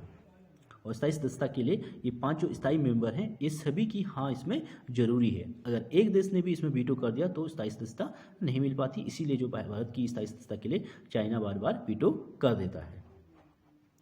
अगले क्वेश्चन की बात करेंगे 61। संयुक्त राष्ट्र संघ की महासभा की बैठकें होती हैं, तो संयुक्त राष्ट्र संघ की जो महासभा की जो बैठकें होती हैं वर्ष में एक बार होती है, यानी ए इसका राइट आंसर हो जाएगा। आप देख सकते हैं संयुक्त राष्ट्र संघ के महासभा का अधिवेशन जो है बैठक वर्ष में कम से कम एक बार अवश्य बुलाया जाता है, जो सामान्यतः सितंबर माह में न्यूयॉर्क में आयोजित होता है। असामान्य परिस्थितियों में महासचिव द्वारा 24 घंटे के भीतर इसकी बैठक जो है बुलाई जाती है। अगला क्वेश्चन है, निम्न में से कौन एक संयुक्त राष्ट्र का प्रधान अंग है? तो संयुक्त राष्ट्र का जो प्रधान अंग है ये इसमें सी राइट आंसर, आर्थिक एवं सामाजिक परिषद जो है इसका संयुक्त राष्ट्र संघ का प्रधान अंग माना जाता है, यानी सी इसका राइट आंसर हो जाएगा। आप देख सकते हैं आर्थिक एवं सामाजिक परिषद संयुक्त राष्ट्र संघ के 6 प्रधान अंगों में से एक है, और संयुक्त राष्ट्र के अन्य प्रधान अंगों में आम सभा, सुरक्षा परिषद, सचिवालय, ट्रस्टीशिप परिषद और ट्रस्टीशिप परिषद, अंतर्राष्ट्रीय न्यायालय को शामिल किया जाता है। आर्थिक एवं सामाजिक परिषद में कुल 54 सदस्य देश हैं, यानी 54 सदस्य देश हैं, जिनका चुनाव प्रत्येक 3 वर्ष पर आम सभा के द्वारा किया जाता है। अगले क्वेश्चन की बात करेंगे, निम्नलिखित में से कौन सा एक संयुक्त राष्ट्र संघ का अंग नहीं है? तो आर्थिक एवं सामाजिक परिषद बिल्कुल राइट हो जाएगा, न्यास परिषद, ट्रस्टीशिप सिद्धांत ये भी बिल्कुल राइट हो जाएगा, सचिवालय ये भी सही है, विश्व स्वास्थ्य संगठन ये इसमें सम्मिलित नहीं है। विश्व स्वास्थ्य संगठन जो है अलग हो गया, ठीक है, जिसका मुख्यालय हेग में है, स्वास्थ्य संगठन, तो ये इससे संयुक्त राष्ट्र संघ से संबंधित नहीं है। अगले क्वेश्चन की बात करेंगे, विश्व संगठन के चार्टर में संयुक्त राष्ट्र संघ के कुल कितने प्रधान अंगों का उल्लेख है? तो इसमें प्रधान अंग कितने हैं? टोटल 6 हैं, यानी सी इसका राइट आंसर हो जाएगा। अगले क्वेश्चन की बात करेंगे, संयुक्त राष्ट्र संघ का कौन सा विशिष्ट अभिकरण नहीं है? तो विश्व स्वास्थ्य संगठन विशिष्ट अभिकरण की बात कर रहा है, तो अंतर्राष्ट्रीय मुद्रा कोष, अंतर्राष्ट्रीय न्यायालय और अंतर्राष्ट्रीय औद्योगिक विकास संघ। तो अंतर्राष्ट्रीय न्यायालय इसका विशिष्ट अभिकरण नहीं है, बाकी तीनों इसके विशिष्ट अभिकरण हैं। आप देख सकते हैं अंतर्राष्ट्रीय न्यायालय ICJ संयुक्त राष्ट्र संघ के 6 प्रमुख अंगों में से एक है, इसके 6 प्रमुख अंग जो है महासभा, सुरक्षा परिषद, आर्थिक एवं सामाजिक परिषद, अंतर्राष्ट्रीय न्यायालय, न्यास परिषद तथा सचिवालय है। शेष संयुक्त राष्ट्र संघ के विशिष्ट अभिकरण है, और विशिष्ट अभिकरण 6 प्रमुख अंगों में से अलग है, यानी अंतर्राष्ट्रीय न्यायालय, ये आंसर इसमें जो है रॉन्ग दिया हुआ है, नहीं ठीक है, अंतर्राष्ट्रीय न्यायालय जो है 6 अंगों में से ये अलग है, विशिष्ट अभिकरण इसमें नहीं आता है, यानी सी इसका राइट आंसर हो जाएगा, ICJ इसमें राइट आंसर हो जाएगा। अगले क्वेश्चन की बात करेंगे, संयुक्त राष्ट्र संघ के कुल कितने मुख्य अंग हैं? तो संयुक्त राष्ट्र संघ के जो मुख्य अंग हैं कितने हैं? 6 हो जाएंगे, यानी सी इसका राइट आंसर हो जाएगा। इनमें से कौन संयुक्त राष्ट्र संघ का प्रमुख अंग नहीं है? तो इसका यूनेस्को, सिक्योरिटी काउंसिल बिल्कुल राइट है, ट्रस्टीज काउंसिल भी है और सेक्रेटरीट भी है, तो इसमें यूनेस्को इसका संबंध नहीं है, जिसका मुख्यालय पेरिस में है, इसलिए सी इसमें रॉन्ग हो जाएगा। अगले क्वेश्चन की बात करेंगे, निम्नलिखित में से कौन एक संयुक्त राष्ट्र संघ का मुख्य अंग नहीं है? फिर वही क्वेश्चन रिपीट हो रहा है, तो इसमें अंतर्राष्ट्रीय श्रम संगठन यानी इंटरनेशनल लेबर ऑर्गेनाइजेशन का संबंध इससे नहीं है, महासभा, सुरक्षा परिषद और न्यास परिषद ये तीनों इसके अंग हैं। अगले क्वेश्चन की बात करेंगे, संयुक्त राष्ट्र संघ का सचिवालय स्थित है, तो संयुक्त राष्ट्र संघ का जो सचिवालय है वो कहाँ है? न्यूयॉर्क में स्थित है, यानी 20 का राइट आंसर हो जाएगा। आप देख सकते हैं संयुक्त राष्ट्र संघ का जो सचिवालय है सेक्रेटरीट अमेरिका के न्यूयॉर्क नगर में स्थित है। अगला क्वेश्चन है, संयुक्त राष्ट्र संघ के किस सदस्य को निषेधाधिकार यानी वीटो शक्ति प्राप्त नहीं है? तो वीटो शक्ति किसको प्राप्त नहीं है? जर्मनी को, यानी सी इसका राइट आंसर हो जाएगा, क्योंकि जर्मनी जो है इसका परमानेंट सदस्य नहीं है, इसीलिए उसको वीटो शक्ति प्राप्त नहीं है। चाइना, रूस और ब्रिटेन तीनों को वीटो शक्ति प्राप्त है, क्योंकि वो उसके परमानेंट मेंबर हैं। आप एक्सप्लेनेशन इसका रीड कर सकते हैं। अगले क्वेश्चन की बात करेंगे, अंतर्राष्ट्रीय न्यायालय में कितने न्यायाधीश होते हैं? तो अंतर्राष्ट्रीय न्यायालय में जो है 15 न्यायाधीश होते हैं, यानी डी इसका राइट आंसर हो जाएगा।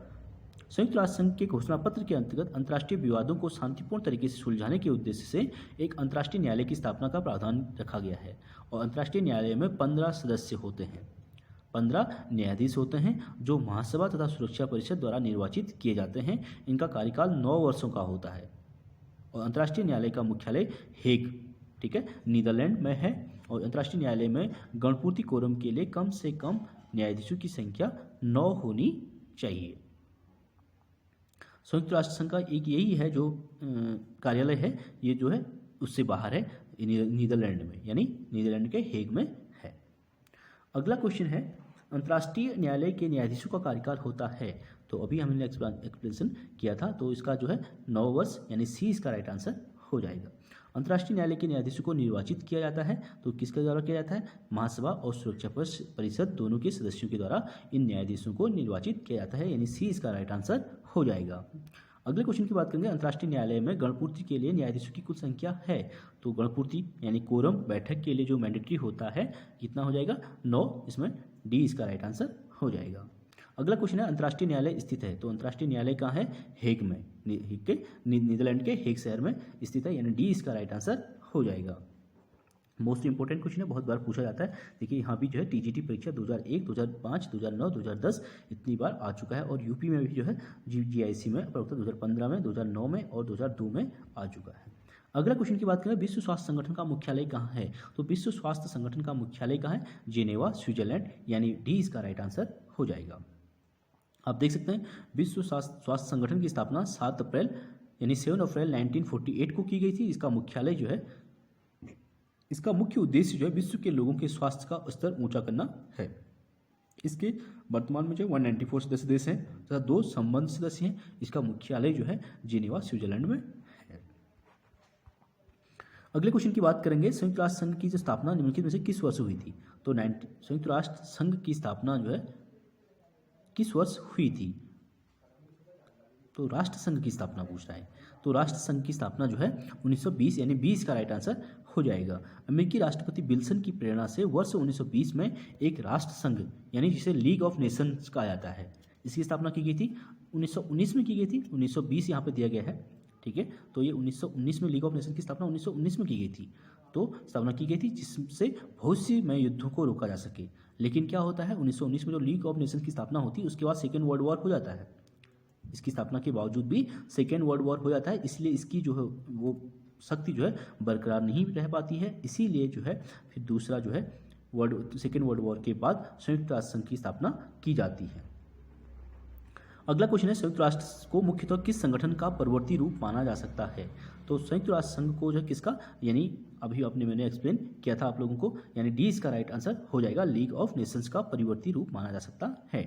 जब लीग ऑफ नेशंस की स्थापना की गई थी, उसके बाद ये लीग ऑफ नेशंस की स्थापना इसलिए की गई थी प्रथम विश्व युद्ध के बाद, ताकि और इसी प्रकार के युद्ध ना हो। लेकिन उसके बावजूद भी क्या होता, सेकेंड वर्ल्ड वॉर स्टार्ट हो गया था, तो इसकी मान्यता जो है वहाँ पर बरकरार नहीं रह पाई थी, इसीलिए भी संयुक्त राष्ट्र संघ की स्थापना की गई थी। आप देख सकते हैं संयुक्त राष्ट्र संघ को मुख्यतः लीग ऑफ नेशन का परिवर्ती रूप माना जाता है। प्रथम विश्व युद्ध के बाद जो लीग ऑफ नेशंस नामक संस्था की स्थापना की गई, परंतु द्वितीय विश्व युद्ध के बाद इस अंतर्राष्ट्रीय संगठन की असफलता ने अंतर्राष्ट्रीय व्यवस्था को समतापूर्ण और न्यायोचित बनाने के लिए 24 अक्टूबर 1945 को संयुक्त राष्ट्र संघ यूनाइटेड नेशन की स्थापना की गई थी। अगले क्वेश्चन की बात करें, यूएनओ की स्थापना कब हुई थी? तो यूएनओ की स्थापना कब की थी? 1945 में।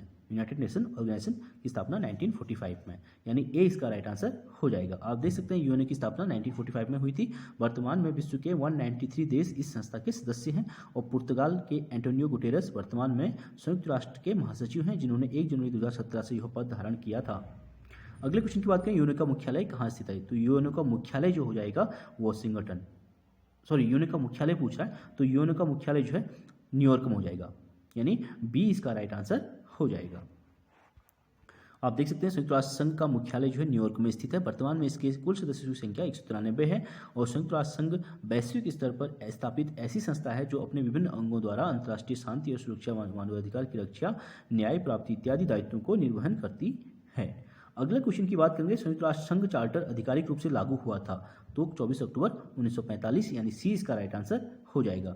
आप देख सकते हैं 26 जून 1945 को सैन फ्रांसिस्को में सर्वप्रथम संयुक्त राष्ट्र संघ चार्टर पर हस्ताक्षर हुए थे, और इसे 24 अक्टूबर 1945 को आधिकारिक रूप से लागू किया गया था। और चार्टर में संयुक्त राष्ट्र के उद्देश्य, दायित्व, आधिकारिक भाषा, शांति स्थापना के तरीके आदि का विस्तृत वर्णन किया गया था। अगले क्वेश्चन की बात करेंगे, संयुक्त राष्ट्र संघ की स्थापना कहाँ की गई थी? तो संयुक्त राष्ट्र संघ की स्थापना जो है कहाँ की गई? सैन फ्रांसिस्को सम्मेलन में की गई थी, यानी बी इसका राइट आंसर हो जाएगा। अगले क्वेश्चन की बात करेंगे, संयुक्त राष्ट्र चार्टर पर प्रथम बार हस्ताक्षर कहाँ हुए थे? तो हस्ताक्षर भी सैन फ्रांसिस्को में ही हुए थे, यानी बी इसका राइट आंसर हो जाएगा। संयुक्त राष्ट्र संघ की स्थापना कब हुई थी? तो कब हुई थी? 1945 में, यानी बी राइट आंसर हो जाएगा। आप देख सकते हैं संयुक्त राष्ट्र संघ की स्थापना 24 अक्टूबर 1945 को संयुक्त राष्ट्र अधिकार पत्र पर 50 देशों के हस्ताक्षर होने के साथ हुई थी, और इस हस्ताक्षर में शामिल भारत भी था। इसकी संरचना में सुरक्षा परिषद वाले सबसे शक्तिशाली देश संयुक्त राज्य अमेरिका, फ्रांस, रूस, ब्रिटेन द्वितीय विश्व युद्ध में बहुत अहम देश थे। वर्तमान में 193 देश इसके सदस्य हैं। इसका मुख्यालय जो है न्यूयॉर्क यानी कि संयुक्त राज्य अमेरिका के न्यूयॉर्क शहर में है। अगले क्वेश्चन की बात करेंगे, संयुक्त राष्ट्र की स्थापना के समय इसके प्रारंभिक सदस्य राज्यों की संख्या क्या थी? तो इसकी प्रारंभिक राज्यों की सदस्य संख्या जो है 50 थी, जिनके द्वारा सिग्नेचर किए गए थे। अगले क्वेश्चन की बात करें, संयुक्त राष्ट्र की स्थापना कब हुई थी? संयुक्त राष्ट्र की स्थापना 24 अक्टूबर 1945 को हुई थी। ए इसका राइट आंसर हो जाएगा। संयुक्त राष्ट्र संघ की स्थापना कब हुई थी? फिर वही क्वेश्चन रिपीट, 24 अक्टूबर 1945 यानी ए इसका राइट आंसर हो जाएगा। अगला क्वेश्चन है, संयुक्त राष्ट्र संघ की स्थापना हुई थी 24 अक्टूबर 1945 को, बी 24 अक्टूबर 1945 को, डी इसका राइट आंसर हो जाएगा। अगला है, पैकेज डील का संबंध है। तो पैकेज डील का संबंध किससे है? संयुक्त राष्ट्र संघ की सदस्यता से, यानी सी इसका राइट आंसर हो जाएगा। पैकेज डील का संबंध जो है संयुक्त राष्ट्र संघ की सदस्यता से है। अगला क्वेश्चन है, संयुक्त राष्ट्र का कौन सा अंग 1994 से कार्यशील नहीं है? तो न्यासी परिषद जो है, इसमें वर्तमान में इसका न्यासी परिषद जो है, जिसे ट्रस्टीशिप के नाम से भी जाना जाता है, इसका ये कार्य में उतना सुचारू रूप से अभी नहीं है। आप देख सकते हैं, न्यासी परिषद संयुक्त राष्ट्र का अंग है जो न्यासी क्षेत्रों की सरकार का परीक्षण करने तथा उन्हें स्वशासन या स्वतंत्रता प्राप्त करने में समर्थ बनाने के लिए निर्मित की गई थी। और वर्ष 1994 में अंतिम न्यासी क्षेत्र जो है पलाऊ के स्वतंत्रता प्राप्त कर लेने के पश्चात न्यासी परिषद ने अपना परिचालन समाप्त कर लिया और वर्ष 1994 के बाद परिषद हेतु नई भूमिका निर्धारित की गई है और जिसके अंतर्गत यह अल्पसंख्यक और देशज लोगों हेतु एक मंच के रूप में सेवारत है। अगला क्वेश्चन की बात करेंगे, संयुक्त राष्ट्र संघ के महामंत्री का कार्यकाल कितने वर्षों का होता है? तो संयुक्त राष्ट्र संघ के महामंत्री का जो कार्यकाल होता है वो 5 वर्षों के लिए होता है, यानी 20 का राइट आंसर हो जाएगा। संयुक्त राष्ट्र संघ के महासचिव का कार्यकाल 5 वर्ष का होता है। इसकी नियुक्ति सुरक्षा परिषद की सिफारिश पर सामान्य सभा यानी जनरल असेंबली के द्वारा की जाती है। अगले क्वेश्चन की बात करेंगे, संयुक्त राष्ट्र संघ का प्रथम सेक्रेटरी जनरल कौन था? तो संयुक्त राष्ट्र संघ का जो प्रथम सेक्रेटरी जनरल था वो कौन थे? वो ट्रिगवेली थे, यानी डी इसका राइट आंसर हो जाएगा। संयुक्त राष्ट्र संघ की स्थापना 24 अक्टूबर 1945 से 1 फरवरी 1946 तक यूनाइटेड किंगडम के गॉडविन जेब कार्यवाहक महासचिव बनाए गए थे। संयुक्त राष्ट्र सुरक्षा परिषद के सामान्य सभा ने नॉर्वे के ट्रिगवेली को स्थायी महासचिव पद पर नियुक्त किया था, यानी जो कार्यवाहक थे, ठीक है, गॉडविन जेब थे और इसलिए परमानेंट जो थे वो नॉर्वे के ट्रिगवेली को स्थायी महासचिव के पद पर नियुक्त किया गया था। उन्हें सफलतापूर्वक अपने 5 वर्ष का कार्यकाल, संपूर्ण कार्यकाल 2 वर्ष से 1946 से 10 नवंबर 1952 पूर्ण करने के बाद 1951 में पुनर्नियुक्ति प्राप्त की थी, किंतु 1952 में अपने पद से त्यागपत्र दिया। वे संयुक्त राष्ट्र के संघ के प्रथम महासचिव यानी सेक्रेटरी जनरल थे। अगले क्वेश्चन की बात करें, इनमें से कौन संयुक्त राष्ट्र संघ का प्रथम महासचिव था? तो संयुक्त राष्ट्र संघ का प्रथम महासचिव कौन हो जाएगा? ट्रिगवेली, यानी सी इसका राइट आंसर हो जाएगा। अगले क्वेश्चन की बात करेंगे, संयुक्त राष्ट्र संघ की सामान्य सभा के सेक्रेटरी जनरल कौन थे? तो संयुक्त राष्ट्र संघ के सामान्य सभा के सेक्रेटरी जनरल थे, उनका राइट आंसर हो जाएगा कोफी अन्नान। संयुक्त राष्ट्र संघ के सामान्य सभा के सेक्रेटरी जनरल किसको बनाया गया था? कोफी अन्नान को बनाया गया था, यानी 20 का राइट आंसर हो जाएगा। आप देख सकते हैं प्रश्नकाल में घाना के कोफी अन्नान, ये घाना देश से संबंधित है, दक्षिण अफ्रीका के, और जनवरी 1997 से दिसंबर 2006 तक संयुक्त राष्ट्र संघ के महासचिव थे। वर्तमान में संयुक्त राष्ट्र संघ की सामान्य सभा यानी महासचिव सेक्रेटरी जनरल पुर्तगाल के एंटोनियो गुटेरेस हैं। संयुक्त राष्ट्र संघ के वर्तमान महासचिव कौन है? तो वर्तमान महासचिव की बात करेंगे अभी जो है पुर्तगाल के एंटोनियो गुटेरेस हैं। सॉरी, ये महासचिव की बात कर रहा है, ठीक है, जनरल सेक्रेटरी की बात नहीं कर रहा है, महासचिव की बात नहीं कर रहा है, नहीं, वर्तमान महासचिव पूछ रहा है, ठीक है। संयुक्त राष्ट्र संघ के वर्तमान महासचिव जो है कोफी अन्नान 20 में दिया गया है, तो कोफी अन्नान नहीं है, एंटोनियो गुटेरेस हो जाएंगे। अगले क्वेश्चन की बात करेंगे, संयुक्त राष्ट्र महासभा द्वारा पारित सामूहिक सुरक्षा से संबंधित एक महत्वपूर्ण प्रस्ताव निम्न प्रतिवेदन पर आधारित था। कौन सा प्रतिवेदन था? तो एशिचन प्रस्ताव 1950, यानी डी इसका राइट आंसर हो जाएगा। संयुक्त राष्ट्र महासभा द्वारा जो पारित सामूहिक सुरक्षा से संबंधित एक महत्वपूर्ण प्रस्ताव था उसका नाम था एशिचन प्रस्ताव, 1950 पर आधारित था। नेक्स्ट क्वेश्चन की बात करेंगे, निम्नलिखित में से कौन गुट निरपेक्ष आंदोलन से नहीं जुड़े थे? तो गुट निरपेक्ष आंदोलन का संबंध गोल से नहीं हो जाएगा, बाकी तीनों का संबंध गुट निरपेक्ष आंदोलन से संबंधित है, जिनके द्वारा गुट निरपेक्ष आंदोलन की स्थापना की गई थी। नेहरू और यासेर और टीटू, ये तीनों का संबंध गुट निरपेक्ष आंदोलन से है। आप देख सकते हैं गुट निरपेक्ष आंदोलन नेम नॉन अलाइनमेंट मूवमेंट राष्ट्रों की एक अंतर्राष्ट्रीय संस्था है जिन्होंने यह निश्चय किया कि वे विश्व के किसी भी शक्तिशाली देश के साथ न तो जाएंगे और न ही विरोध करेंगे। इस आंदोलन में भारत के प्रथम प्रधानमंत्री पंडित जवाहरलाल नेहरू, मिस्र के द्वितीय राष्ट्रपति गमाल अब्देल नासिर और यूगोस्लाविया के राष्ट्रपति जो थे जोसेफ ब्रोज टिटो यानी जेबी टिटो है रूमेल, बर्मा के प्रथम प्रधानमंत्री यू नून और इंडोनेशिया के प्रथम राष्ट्रपति सुकर्नो तथा घाना के प्रथम राष्ट्रपति क्वामे कुमरा ने भाग लिया था। और मुख्य रूप से तीनों को ही याद किया जाता है और बाकी पार्टिसिपेट जो है ये 5-6 कंट्रियों के द्वारा किया गया था। और गुट निरपेक्ष आंदोलन का सर्वप्रथम प्रयोग जो है भारतीय अधिकारी बीपी कृष्ण मेनन ने वर्ष 1953 में संयुक्त राष्ट्र में किया था। यानी गुट निरपेक्ष आंदोलन का जो शब्द का प्रयोग किया था वीके कृष्ण मेनन के द्वारा किया गया था 1953 में। और द गॉल जो है चार्ल्स डी गॉल का इस आंदोलन से कोई संबंध नहीं है, वे फ्रांस के राष्ट्रपति थे। अगले क्वेश्चन की बात करेंगे, निम्न में से कौन गुट निरपेक्ष आंदोलन का संस्थापक सदस्य नहीं है? तो फिदेल कास्त्रो इससे संबंधित नहीं है, डी इसमें रॉन्ग हो जाएगा। नेहरू, मार्शल टिटो और नासिर ये तीनों हैं। निम्न में से कौन गुट निरपेक्ष आंदोलन का संस्थापक नहीं है? फिर वही क्वेश्चन, कर्नल गद्दाफी इससे संबंध नहीं है। नेहरू, कर्नल नासिर और मार्शल टिटो का संबंध तीनों का है, कर्नल गद्दाफी का संबंध इससे नहीं है। अगले क्वेश्चन की बात करेंगे, इनमें से कौन निर्गुट आंदोलन का संस्थापक नेता नहीं है? तो निर्गुट आंदोलन संस्थापक सदस्य कौन नहीं है? Colonel Gaddafi. ये क्वेश्चन बहुत बार आया है, डी इसका राइट आंसर हो जाएगा। बाकी नेहरू, कर्नल नासिर और मार्शल टिटो का संबंध इससे है। तो फ्रेंड्स हमारे 100 क्वेश्चन यहाँ पर कंप्लीट हुए। तो एक बार सभी लोग आप वीडियो को लाइक कीजिए। अगले क्वेश्चन की बात करेंगे, गुट निरपेक्ष वैदेशिक नीति का प्रतिपादन किसने किया था? तो गुट निरपेक्ष वैदेशिक नीति का जो प्रतिपादन किया था जवाहरलाल नेहरू के द्वारा किया गया था, यानी ए इसका राइट आंसर हो जाएगा। अगले क्वेश्चन की बात करेंगे, गुट निरपेक्ष की नीति के प्रतिपादक थे, तो प्रतिपादक कौन थे? पंडित जवाहरलाल नेहरू ही को ही गुट निरपेक्ष नीति का प्रतिपादक माना जाता है, यानी सी इसका राइट आंसर हो जाएगा। अगला है, प्रथम गुट निरपेक्ष सम्मेलन कहाँ आयोजित हुआ था? तो प्रथम गुट निरपेक्ष आंदोलन जो हुआ था ये कहाँ हुआ था? बेलग्रेड में हुआ था, यानी बी इसका राइट आंसर हो जाएगा। आप इसका एक्सप्लेनेशन देख सकते हैं, तत्कालीन यूगोस्लाविया की राजधानी यानी यूगोस्लाविया के जो राष्ट्रपति थे टिटो, उन्हीं की उसी शहर की राजधानी में बेलग्रेड में प्रथम गुट निरपेक्ष सम्मेलन सितंबर 1961 में हुआ था, जिसमें 25 देशों के प्रतिनिधियों ने प्रतिभाग किया था। यह सम्मेलन जो है यूगोस्लाविया के तत्कालीन राष्ट्रपति टिटो के सुझाव पर आमंत्रित किया गया था। गुट निरपेक्ष आंदोलन के संस्थापक थे, तो गुट निरपेक्ष आंदोलन के संस्थापक कौन हो जाएंगे? मार्शल टिटो को ही इसको संस्थापक माना जा सकता है, यानी सी इसका राइट आंसर हो जाएगा। अगला है, गुट निरपेक्ष देशों का पहला शिखर सम्मेलन कहाँ हुआ था? तो बेलग्रेड में हुआ था, यूगोस्लाविया के बेलग्रेड में, सी इसका राइट आंसर हो जाएगा। गुट निरपेक्ष देशों का पहला सम्मेलन कहाँ हुआ था? बी यानी बेलग्रेड में। अगले क्वेश्चन की बात करेंगे, भारत में गुट निरपेक्ष शिखर सम्मेलन प्रथम बार आयोजित किया गया था। तो भारत में जो गुट निरपेक्ष सम्मेलन प्रथम बार आयोजित किया गया था 1983 में किया गया था, यह दिल्ली में आयोजित किया गया था 1983 में, यानी सी इसका राइट आंसर हो जाएगा। आप देख सकते हैं गुट निरपेक्ष सम्मेलन भारत के में प्रथम बार 7 से 12 मार्च 1983 के मध्य नई दिल्ली में आयोजित किया गया था। यह 7वां गुट निरपेक्ष सम्मेलन था। इसका नवीनतम 16वां शिखर सम्मेलन ईरान की राजधानी तेहरान में 26 से 31 अगस्त 2012 के मध्य आयोजित किया गया है। तो अगले क्वेश्चन की बात करेंगे, नई अंतर्राष्ट्रीय व्यवस्था की मांग उठाई गई थी। नई अंतर्राष्ट्रीय व्यवस्था की जो मांग उठाई गई थी वो बांडुंग सम्मेलन में ही उठाई गई थी, यानी ए इसका राइट आंसर हो जाएगा। बांडुंग का है, इंडोनेशिया में है।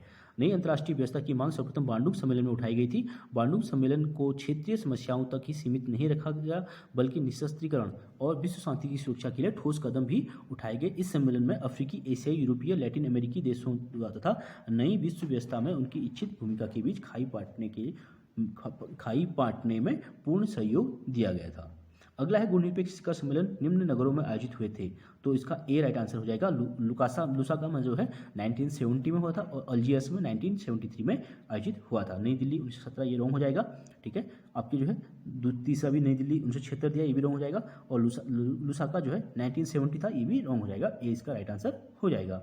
आप देख सकते हैं गुट निरपेक्ष का तीसरा शिखर सम्मेलन जो है 1970 में जाम्बिया की राजधानी लुसाका में, तथा चौथा शिखर सम्मेलन जो है 1973 में अल्जीरिया की राजधानी अल्जियर्स नगरों में आयोजित हुए थे। जबकि गुट निरपेक्ष का 7वां शिखर सम्मेलन जो 1983 को भारत की राजधानी नई दिल्ली में आयोजित हुआ था। अन्य महत्वपूर्ण तथ्यों की बात करेंगे तो पहला, 1 सितंबर से 6 सितंबर 1961 में तत्कालीन यूगोस्लाविया की राजधानी बेलग्रेड में हुआ था। दूसरा जो है मिस्र की राजधानी काहिरा में 1964 यानी उसके 3 साल के बाद 1964 में हुआ था। और पांचवां जो है श्रीलंका में की राजधानी कोलंबो में। छठा जो है क्यूबा की राजधानी हवाना में। और आठवां जो हुआ था जिम्बाब्वे की राजधानी हरारे में 1986 में, और नवा सम्मेलन जो हुआ था 1989 में यूगोस्लाविया की राजधानी बेलग्रेड में, और 10वां फिर जिसका जो है इंडोनेशिया की राजधानी जकार्ता में, 11वां जो है कोलंबिया शहर के कार्टागेना में 1995 में, और 12वां सम्मेलन जो इसका दक्षिण अफ्रीका की राजधानी डरबन में आयोजित किया गया था। अगला क्वेश्चन है 13वां, आप देख सकते हैं 13वां जो है 2003 में मलेशिया की राजधानी कुआलालंपुर में, 14वां जो है 2006 में क्यूबा की राजधानी हवाना में, और 15वां सम्मेलन 2009 में मिस्र के शर्म में, और 16वां जो हुआ था 2012 में ईरान की राजधानी तेहरान में, और 70वां सम्मेलन 2016 को वेनेजुएला के पोलामार शहर में आयोजित किया गया था। अगला है निम्नलिखित में से कौन पंचशील का एक सिद्धांत नहीं है? तो पंचशील सिद्धांत किस किस के बीच हुए थे? नेहरू और चीन के राष्ट्रपति चांग काई शेक के बीच हुए थे। तो इसका ए राइट आंसर हो जाएगा। पंचशील का सिद्धांत नहीं किसमें सम्मिलित नहीं है? कूटनीतिक का संबंध पंचशील से नहीं है। बाकी शांतिपूर्ण सहअस्तित्व इसका उद्देश्य है। एक दूसरे की अंतर्राष्ट्रीय सीमा मामलों में हस्तक्षेप नहीं करना भी है, और एक दूसरे के क्षेत्र और संप्रभुता पर पारस्परिक आदर करना भी इसका उद्देश्य है। आप देख सकते हैं मानव कल्याण और विश्व शांति के आदर्शों की स्थापना के लिए विभिन्न राजनीतिक, सामाजिक तथा आर्थिक व्यवस्था वाले देशों में पारस्परिक सहयोग के 5 आधारभूत सिद्धांत हैं, जिन्हें पंचसूत्र तथा पंचशील कहते हैं। ये सिद्धांत एक दूसरे की प्रादेशिक अखंडता और प्रभुत्व का सम्मान करना, एक दूसरे के विरुद्ध आक्रामक कार्रवाई न करना, एक दूसरे के आंतरिक मामलों में या विषयों में हस्तक्षेप न करना, समानता और परस्पर लाभ की नीति का पालन करना तथा शांतिपूर्ण सहअस्तित्व की नीति में विश्वास करना। गुटनिरपेक्षता का अर्थ किसी भी शक्तिशाली देश के पक्ष अथवा विपक्ष में न रहकर तटस्थता की भूमिका निभाना है। अगला है निम्न में से कौन सा भारतीय विदेश नीति में पंचशील का सिद्धांत नहीं है? तो यथार्थवाद इसका संबंध नहीं हो जाएगा, बाकी तीनों राइट हो जाएंगे। अगला है पंचशील का सिद्धांत किससे संबंधित है? तो पंचशील का संबंध जवाहरलाल नेहरू से संबंधित हो जाएगा। बी इसका राइट आंसर हो जाएगा। आप देख सकते हैं पंचशील शब्द ऐतिहासिक बौद्ध अभिलेखों से लिया गया है। ऐतिहासिक बौद्ध अभिलेखों से लिया गया है, जो बौद्ध भिक्षुओं का व्यवहार निर्धारित करने वाले 5 निषेध होते हैं। तत्कालीन प्रधानमंत्री पंडित जवाहरलाल नेहरू ने ये वहीं से ये शब्द लिए थे।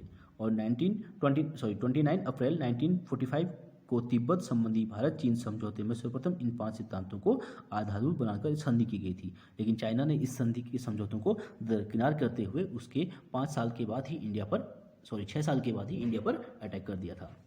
अगले क्वेश्चन की बात करेंगे, पंचशील की प्रस्तावना जो है किसने की थी? तो इसका नेहरू ने, डी राइट आंसर हो जाएगा।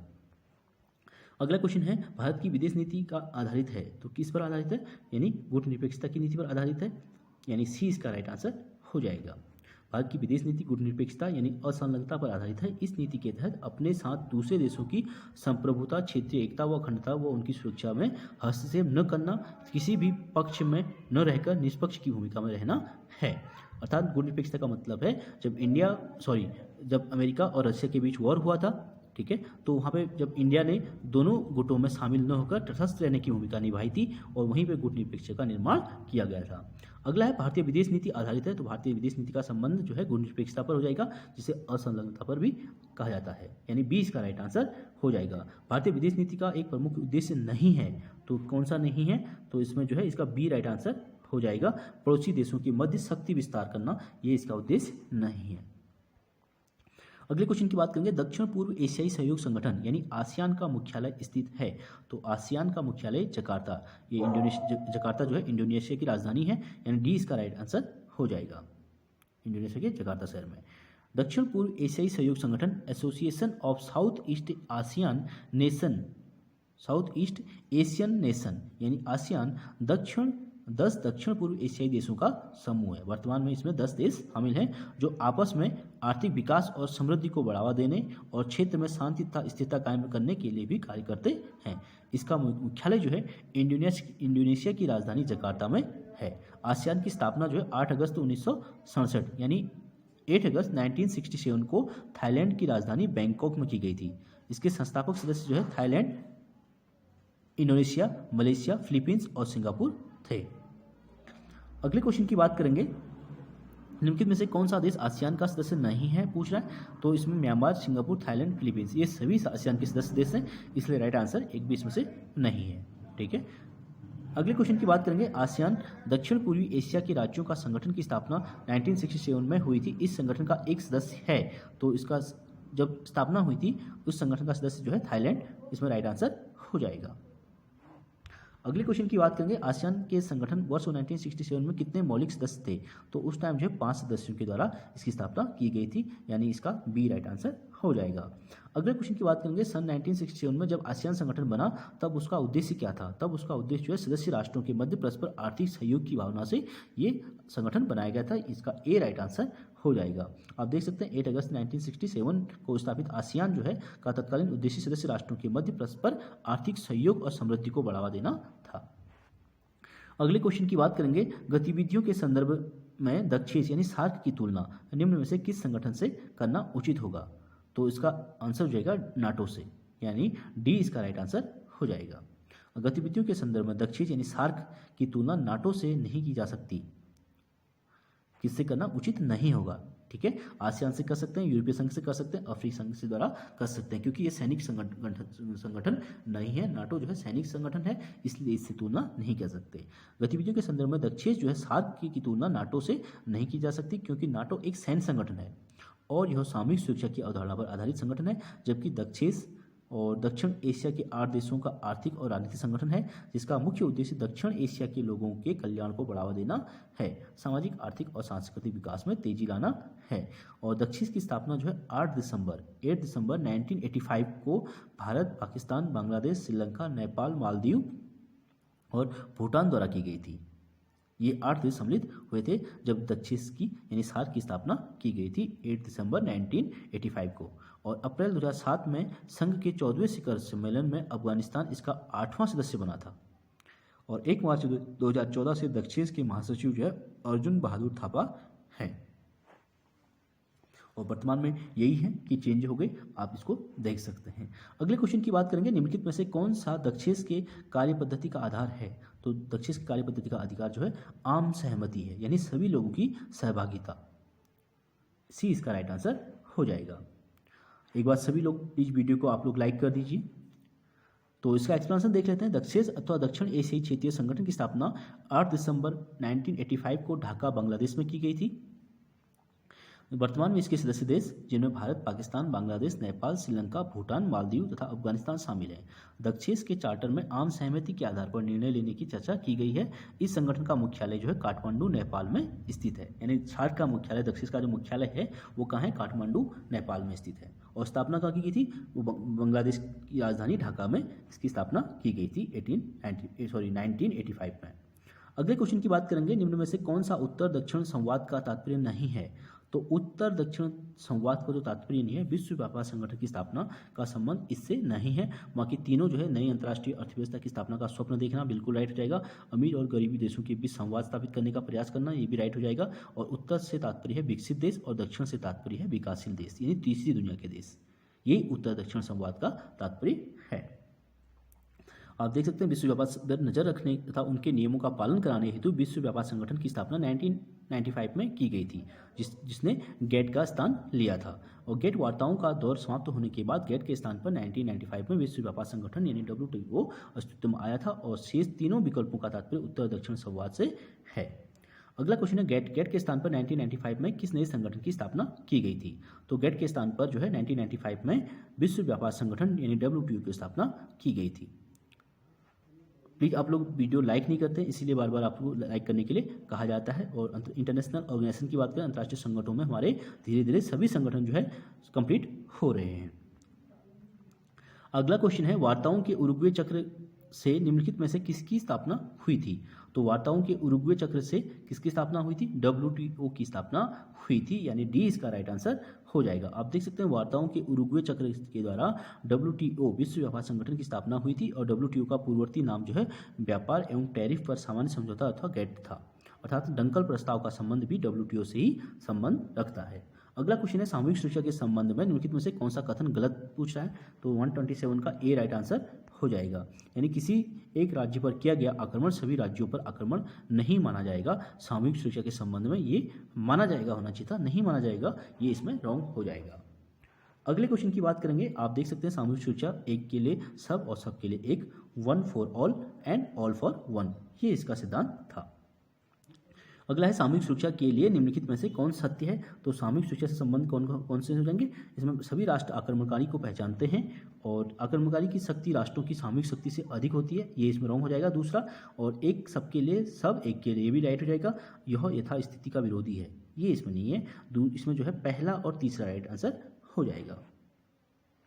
अगले क्वेश्चन की बात करेंगे, सामूहिक सुरक्षा की वर्तमान व्यवस्था के संदर्भ में किस सम्मेलन का अधिकतम महत्व है? तो कौन से? सैन फ्रांसिस्को सम्मेलन 1945 का बहुत महत्व है, यानी बी इसका राइट आंसर हो जाएगा। सामूहिक सुरक्षा की वर्तमान व्यवस्था के संदर्भ में सैन फ्रांसिस्को सम्मेलन 1945 महत्वपूर्ण है। सैन फ्रांसिस्को सम्मेलन का आयोजन जो है 26 जून 1945 के मध्य अमेरिका में हुआ था। इस सम्मेलन को united nation conference of international organisation के नाम से भी जाना जाता है। इसमें 50 सम्मत देशों के प्रतिनिधियों ने भाग लिया था। इसी सम्मेलन के परिणाम स्वरूप यूनाइटेड नेशन चार्टर की रचना हुई थी। यूरोपीय यूनियन, अब अगला हमारा यूरोपीय यूनियन आ चुका है। यूरोपीय यूनियन के कितने देश सदस्य हैं? तो यूरोपीय यूनियन में वर्तमान में देशों की संख्या 25, यानी सी इसका राइट आंसर हो जाएगा। यूरोपियन संघ EU, यूरोपियन संघ के सदस्य देशों की वर्तमान संख्या 28 है।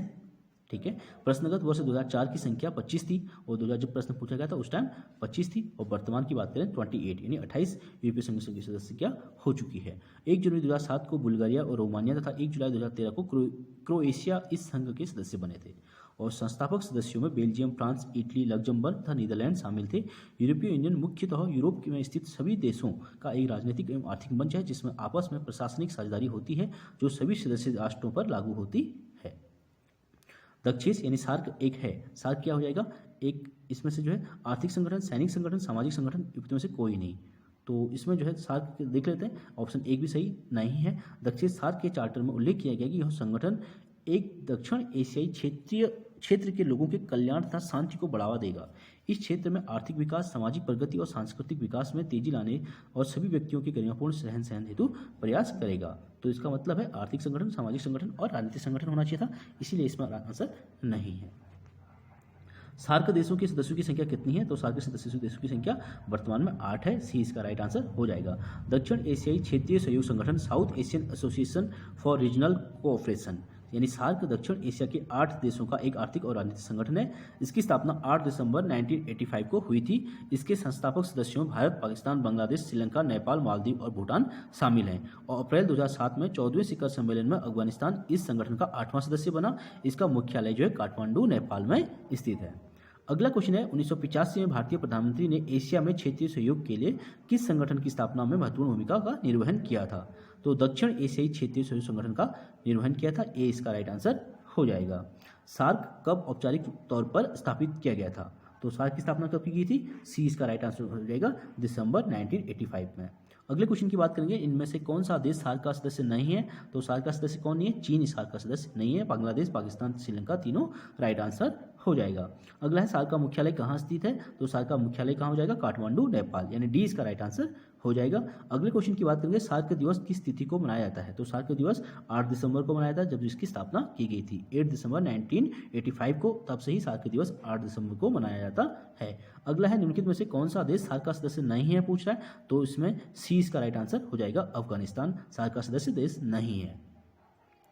नहीं है तो अभी शामिल, बाद में शामिल इसको कर लिया गया था, वर्तमान उस टाइम जब पूछा गया था तब नहीं था।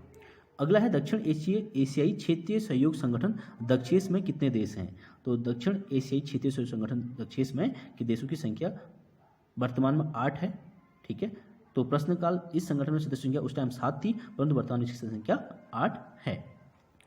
तो अगले क्वेश्चन की बात करेंगे, सार्क के कितने सदस्य और प्रेक्षक देश हैं? तो सार्क के सदस्य देशों की संख्या की बात करें तो 8 हैं, और इसके प्रेक्षक या सहायक जो होते हैं 9 हैं। आप देख सकते हैं सार्क के सदस्यों की संख्या 8 है, जिसमें भारत, पाकिस्तान, बांग्लादेश, नेपाल, श्रीलंका, भूटान, मालदीव और अफगानिस्तान शामिल हैं, तथा प्रेक्षक देशों में ऑस्ट्रेलिया, चीन, यूरोपीय union, Iran, Japan, Korea, Myanmar, USA और मॉरिशस अर्थात 9 देश इसके पर्यवेक्षक के तौर पर हैं। अगला है, सार्क समूह के 8वें सदस्य के रूप में अफगानिस्तान को किस शिखर सम्मेलन द्वारा शामिल किया गया था? तो अफगानिस्तान को जो है 14वें शिखर सम्मेलन 2007 में नई दिल्ली में शामिल किया गया था, यानी सी इसका राइट आंसर हो जाएगा। 14वें शिखर सम्मेलन 2007 नई दिल्ली में सार्क समूह के 8वें सदस्य के रूप में अफगानिस्तान को शामिल किया गया। इस संबंध में सदस्य देशों के बीच सहमति 13वें शिखर सम्मेलन 2005 ढाका में बनी थी। अगला क्वेश्चन है, सार्क संगठन का 15वां शिखर सम्मेलन अगस्त 2008 में कोलंबो में संपन्न हुआ। इसकी विषय वस्तु क्या थी? तो इसकी विषय वस्तु जो है भागीदारी के माध्यम से विकास थी। देख सकते हैं सार्क का 15वां शिखर सम्मेलन 2-3 अगस्त 2008 को कोलंबो, श्रीलंका में संपन्न हुआ। इसकी विषय वस्तु अपने लोगों की भागीदारी यानी पार्टनरशिप ऑफ आवर पीपल थी, जिसमें सार्क विकास की निधि लॉन्च पर फोकस किया गया था। नेक्स्ट क्वेश्चन है, जिन देशों में को दक्षेस द्वारा ऑब्जर्वर का दर्जा दिया गया है वे हैं, तो ऑब्जर्वर का दर्जा किसे दिया गया है? चीन और ऑस्ट्रेलिया को दिया गया है, यानी बी इसका राइट आंसर हो जाएगा। अगले क्वेश्चन की बात करेंगे, आप देख सकते हैं इसका एक्सप्लेनेशन। वर्तमान में 9 देशों को दक्षेस का ऑब्जर्वर का दर्जा दिया गया है। इन देशों में ऑस्ट्रेलिया, चीन, यूरोपीय यूनियन, ईरान, जापान, दक्षिण कोरिया और म्यांमार, यूएसए तथा मॉरिशस शामिल हैं। अगले क्वेश्चन की बात करेंगे, निम्नलिखित में से क्या विदेश नीति का एक निर्धारक तत्व नहीं है? तो विदेश नीति का एक निर्धारक तत्व कौन सा नहीं है? सामाजिक न्याय इसका निर्धारक तत्व नहीं है। बाकी सैन्य शक्ति, औद्योगिक क्षमता और नेतृत्व, ये तीनों राइट आंसर हो जाएंगे। अगले क्वेश्चन की बात करेंगे, विदेश नीति के निर्धारक तत्व निम्नलिखित में से क्या हैं? तो विदेश नीति का निर्धारक तत्व राष्ट्रीय शक्ति, राष्ट्रीय हित, राष्ट्रीय सुरक्षा, ये तीनों राइट हो जाएंगे। उपयुक्त जो आंसर हो जाएगा इसका डी हो जाएगा। अगले क्वेश्चन की बात करें, बिस्मटेक। अब हमारा अगला संगठन आ चुका है बिस्मटेक। बिस्मटेक का दूसरा शिखर सम्मेलन जो नवंबर 2008 में आयोजित हुआ, कहाँ हुआ था? तो बिस्मटेक का दूसरा शिखर सम्मेलन नवंबर 2008 में नई दिल्ली में आयोजित किया गया था। आप देख सकते हैं बिस्मटेक bay of Bengal initiative for multi sectoral technical and economic cooperation एक अंतर्राष्ट्रीय संगठन है जिसमें दक्षिण एशिया एवं दक्षिण पूर्व एशिया के देश शामिल हैं। इनमें बांग्लादेश, भारत, म्यांमार, श्रीलंका, थाईलैंड, भूटान तथा नेपाल हैं। इसका प्रथम शिखर सम्मेलन 31 जुलाई 2004 को हुआ था और द्वितीय शिखर सम्मेलन 13 नवंबर 2008 को नई दिल्ली में तथा तीसरा शिखर सम्मेलन 4 मार्च 2014 को न्यापिताओ जो है म्यांमार की कैपिटल है में संपन्न हुआ था। अगले क्वेश्चन की बात करेंगे, मानव अधिकारों की सार्वभौमिक घोषणा कब की गई थी? तो मानव अधिकारों की सार्वभौमिक घोषणा 10 दिसंबर 1948 को की गई थी, यानी इसका ए राइट आंसर हो जाएगा। आप देख सकते हैं इसका एक्सप्लेनेशन। अगले क्वेश्चन की बात करेंगे, निम्नलिखित में से संयुक्त राष्ट्र संघ के किस एक अंग ने 10 दिसंबर 1948 को मानव अधिकारों की विश्वव्यापी घोषणा को अंकित किया था? तो किसके द्वारा किया गया था? महासभा के द्वारा, यानी ए इसका राइट आंसर हो जाएगा। संयुक्त राष्ट्र संघ के प्रमुख अंग महासभा द्वारा पेरिस में 10 दिसंबर 1948 को मानव अधिकारों की विश्वव्यापी घोषणा को अंगीकृत किया गया था और मानव अधिकारों को लेकर की गई यह सार्वभौमिक घोषणा मानव के अधिकारों के संबंध में मील का पत्थर साबित हुई और मानव अधिकारों की सार्वभौमिक घोषणा के उपलक्ष्य में प्रत्येक वर्ष 10 दिसंबर को अंतर्राष्ट्रीय मानवाधिकार दिवस मनाया जाता है। इस घोषणा पत्र में मानवाधिकारों से संबंधित कुल 30 आर्टिकल वर्णित है, यानी 30 अनुच्छेद वर्णित हैं।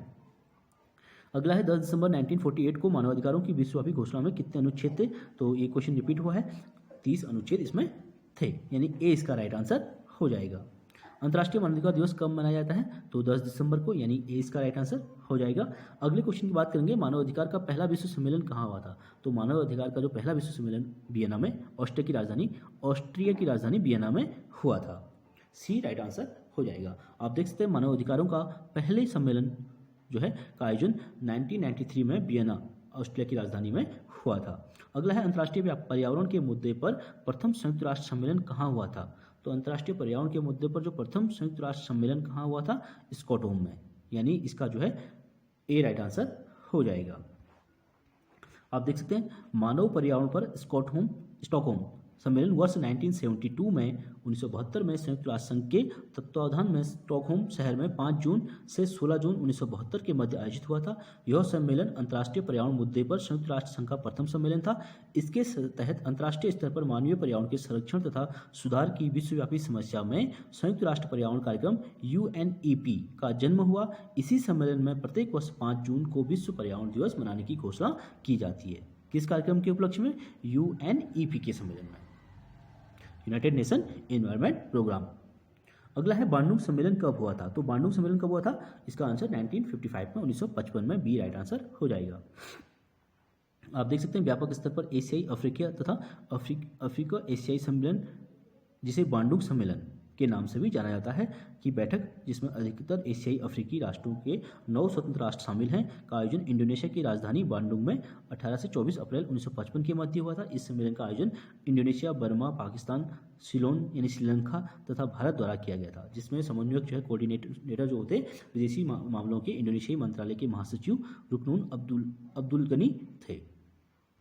अगले क्वेश्चन की बात करेंगे, बांडुंग सम्मेलन किस वर्ष से घटित हुआ था? बांडुंग सम्मेलन कब हुआ था? 1955 में, 20 राइट आंसर हो जाएगा। अगला है शक्ति संतुलन अब आतंक के संतुलन में बदल गया है क्योंकि शांति संतुलन के लिए युद्ध का प्रयोग अत्यधिक हानिकारक होगा। ए इसका राइट आंसर हो जाएगा। आप देख सकते हैं वर्तमान समय में शक्ति संतुलन आतंक के संतुलन में बदलता जा रहा है, क्योंकि अब परमाणु युग में परमाणु हथियारों के प्रयोग से युद्ध की भयावह व विनाशकता आश्चर्यजनक रूप में बढ़ गई है, अतः शक्ति संतुलन अब आतंक के संतुलन में बदल गया है। अगले क्वेश्चन की बात करेंगे, शांति के लिए एकता प्रस्ताव संयुक्त राष्ट्र संघ की महासभा में पारित हुआ था। तो शांति के लिए एकता प्रस्ताव जो है संयुक्त राष्ट्र संघ की महासभा में कब पारित हुआ था? 3 नवंबर 1950 को। इसका जो है बी राइट आंसर हो जाएगा। आप देख सकते हैं संयुक्त राष्ट्र संघ की महासभा में शांति प्रस्ताव जो है 9 अक्टूबर 1950 को पेश किया गया, जिसमें जो है संयुक्त रूप से 7 शक्तिशाली देश United State, United Kingdom, France, Canada, तुर्की, फिलीपींस, उरुग्वे शामिल थे और महासभा द्वारा 3 नवंबर 1950 को शांति के लिए एकता प्रस्ताव को स्वीकार किया गया था और यह प्रस्ताव कोरियाई युद्ध 25 जून 1950 से 27 जून 1953 के दौरान जो है 1952-55 मत से ग्रहण किया गया था। यानी 52 जो है इसके विरोध में थे, 85 जो है इसके पक्ष में थे, इसलिए इसको 3 नवंबर 1950 को यह प्रस्ताव को स्वीकार कर लिया गया था। अगला क्वेश्चन है, किसी देश के विरुद्ध सैनिक कार्रवाई करने की शक्ति संयुक्त राष्ट्र संघ के चार्टर के किस भाग में दी गई है? तो ये 7वें भाग में दी गई है, यानी सी इसका राइट आंसर हो जाएगा। आप देख सकते हैं संयुक्त राष्ट्र संघ के चार्टर के अध्याय 7 में शांति के लिए धमकी के विरुद्ध कार्रवाई, शांति उल्लंघन तथा अतिक्रमण का उल्लेख किया गया है, जिसके विरुद्ध सैनिक कार्रवाई की जा सकती है। तो अगला क्वेश्चन है, किस संधि से यूरोपीय यूनियन के सदस्य देशों ने एक समान मुद्रा पर सहमति दी थी? तो मोस्ट इंपोर्टेंट क्वेश्चन है, तो ये मॉस्ट्रिक्ट संधि थी, यानी सी इसका राइट आंसर हो जाएगा। यूरोपीय यूनियन के सदस्य देशों ने एक समान मुद्रा जो है यूरो पर सहमति प्रदान की थी। यूरो को अस्थायी रूप से वर्ष 1992 में मॉस्ट्रिक्ट संधि के द्वारा सहमति प्रदान की गई थी। यूरो का आधिकारिक रूप से मैड्रिड में 16 दिसंबर 1995 को अंगीकार यानी एक्सेप्ट किया गया था। यूरो नाम यूरोपियन आयोग के अध्यक्ष जैक्स सेंटर द्वारा 4 अगस्त 1995 को सुझाया गया था। अगला क्वेश्चन है, भारत ने निम्नलिखित में से किस संधि पर हस्ताक्षर किया है?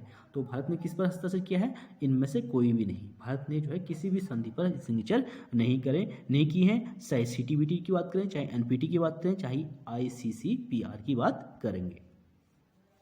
आप देख सकते हैं भारत ने उपयुक्त किसी भी संधि पर हस्ताक्षर नहीं किया है। 10 अप्रैल 1979 को भारत ने ICCPR international convent on civil and political rights को मान लिया है, किंतु हस्ताक्षर नहीं किया है। अगले क्वेश्चन की बात करें, भारत की विदेश नीति की प्रमुख विशेषता है। तो भारत की विदेश नीति की प्रमुख विशेषता क्या है? शांति की स्थापना करना, शांतिप्रिय साधनों की नीति का अनुसरण करना और पंचशील समझौता, ये तीनों राइट हो जाएंगे। उपयुक्त सभी इसका राइट आंसर हो जाएगा। अगले क्वेश्चन की बात करें, राष्ट्रीय हित विदेश नीति का क्या है? निर्धारक तत्व हो जाएगा। इसमें जो है सी राइट आंसर इसका हो जाएगा। राष्ट्रीय हित विदेश नीति का निर्धारक तत्व है, क्योंकि राष्ट्रीय हित ही किसी राज्य की आकांक्षाओं को परिभाषित करते हैं। किसी देश की विदेश नीति उसके विभिन्न लक्ष्यों को प्राप्त करने के लिए संचालित कार्य योजनाओं के कुल योग से कहीं अधिक होते हैं। अगला क्वेश्चन है, भारत की विदेश नीति का गुजराल सिद्धांत निम्नलिखित में से किस वर्ष अस्तित्व में आया था? तो मोस्ट इंपोर्टेंट क्वेश्चन है, गुजराल सिद्धांत जो है इंद्र कुमार गुजराल के द्वारा दिया गया था, यानी 1996 में, यानी ए इसका राइट आंसर हो जाएगा। आप इसका एक्सप्लेनेशन रीड कर सकते हैं। गुजराल सिद्धांत भारत की विदेश नीति में मील का पत्थर साबित हुआ था। इसका सूत्रपात देवगौड़ा सरकार में विदेश मंत्री तथा बाद में प्रधानमंत्री रहे श्री इंद्र कुमार गुजराल ने किया था। वर्ष 1996 में तैयार गुजराल सिद्धांत के अंतर्गत यह स्पष्ट किया गया कि दक्षिण एशिया में सबसे बड़ा देश होने के कारण भारत उपमहाद्वीप के पड़ोसी देशों को स्वेच्छा से कुछ एकतरफा रियायतें दे सकता है। यही जो है इंद्र कुमार गुजराल सिद्धांत के नाम से भी जाना जाता है। अगले क्वेश्चन की बात करेंगे, NPT और CTBT पर भारत की स्थिति क्या है? तो भारत की स्थिति क्या है इसमें? तो बात करेंगे तो बी इसका राइट आंसर हो जाएगा। भारत ने किसी पर भी हस्ताक्षर नहीं किए हैं, तो यही इसका आंसर है। NPT तथा परमाणु अप्रसार संधि का उद्देश्य विश्व में परमाणु परीक्षण को रोकने के साथ ही परमाणु हथियारों के प्रसार को रोकना था। लेकिन CTBT अर्थात व्यापक परमाणु अप्रसार संधि, यह संधि वर्ष 1996 में अस्तित्व में आई थी। इसके अंतर्गत सभी प्रकार के परमाणु परीक्षणों को प्रतिबंधित किया गया है। इन दोनों संधियों के विभेदकारी स्वरूप के कारण भारत ने इसमें हस्ताक्षर नहीं किया है। अगला है फॉली, सॉटलॉफ और हिंस, ये क्या है? ये जो है इस्लामिक स्टेट के आतंकियों द्वारा मारे गए व्यक्ति हैं, फॉली, सॉटलॉफ और हिंस। अगले क्वेश्चन की बात करेंगे, पसमर्गा और नुसरा फ्रंट क्रमशः क्या है? तो ये कुर्द और असद विरोधी लड़ाके हैं। ठीक है, पसमर्गा और नुसरा फ्रंट। अगले क्वेश्चन की बात करें, इस्लामिक स्टेट नामक आतंकी संगठन ने पूरे नाम ISIS तथा ISIL में क्रमशः आने वाले अंतिम 2 अक्षरों IS और IL का अर्थ पूछा गया है।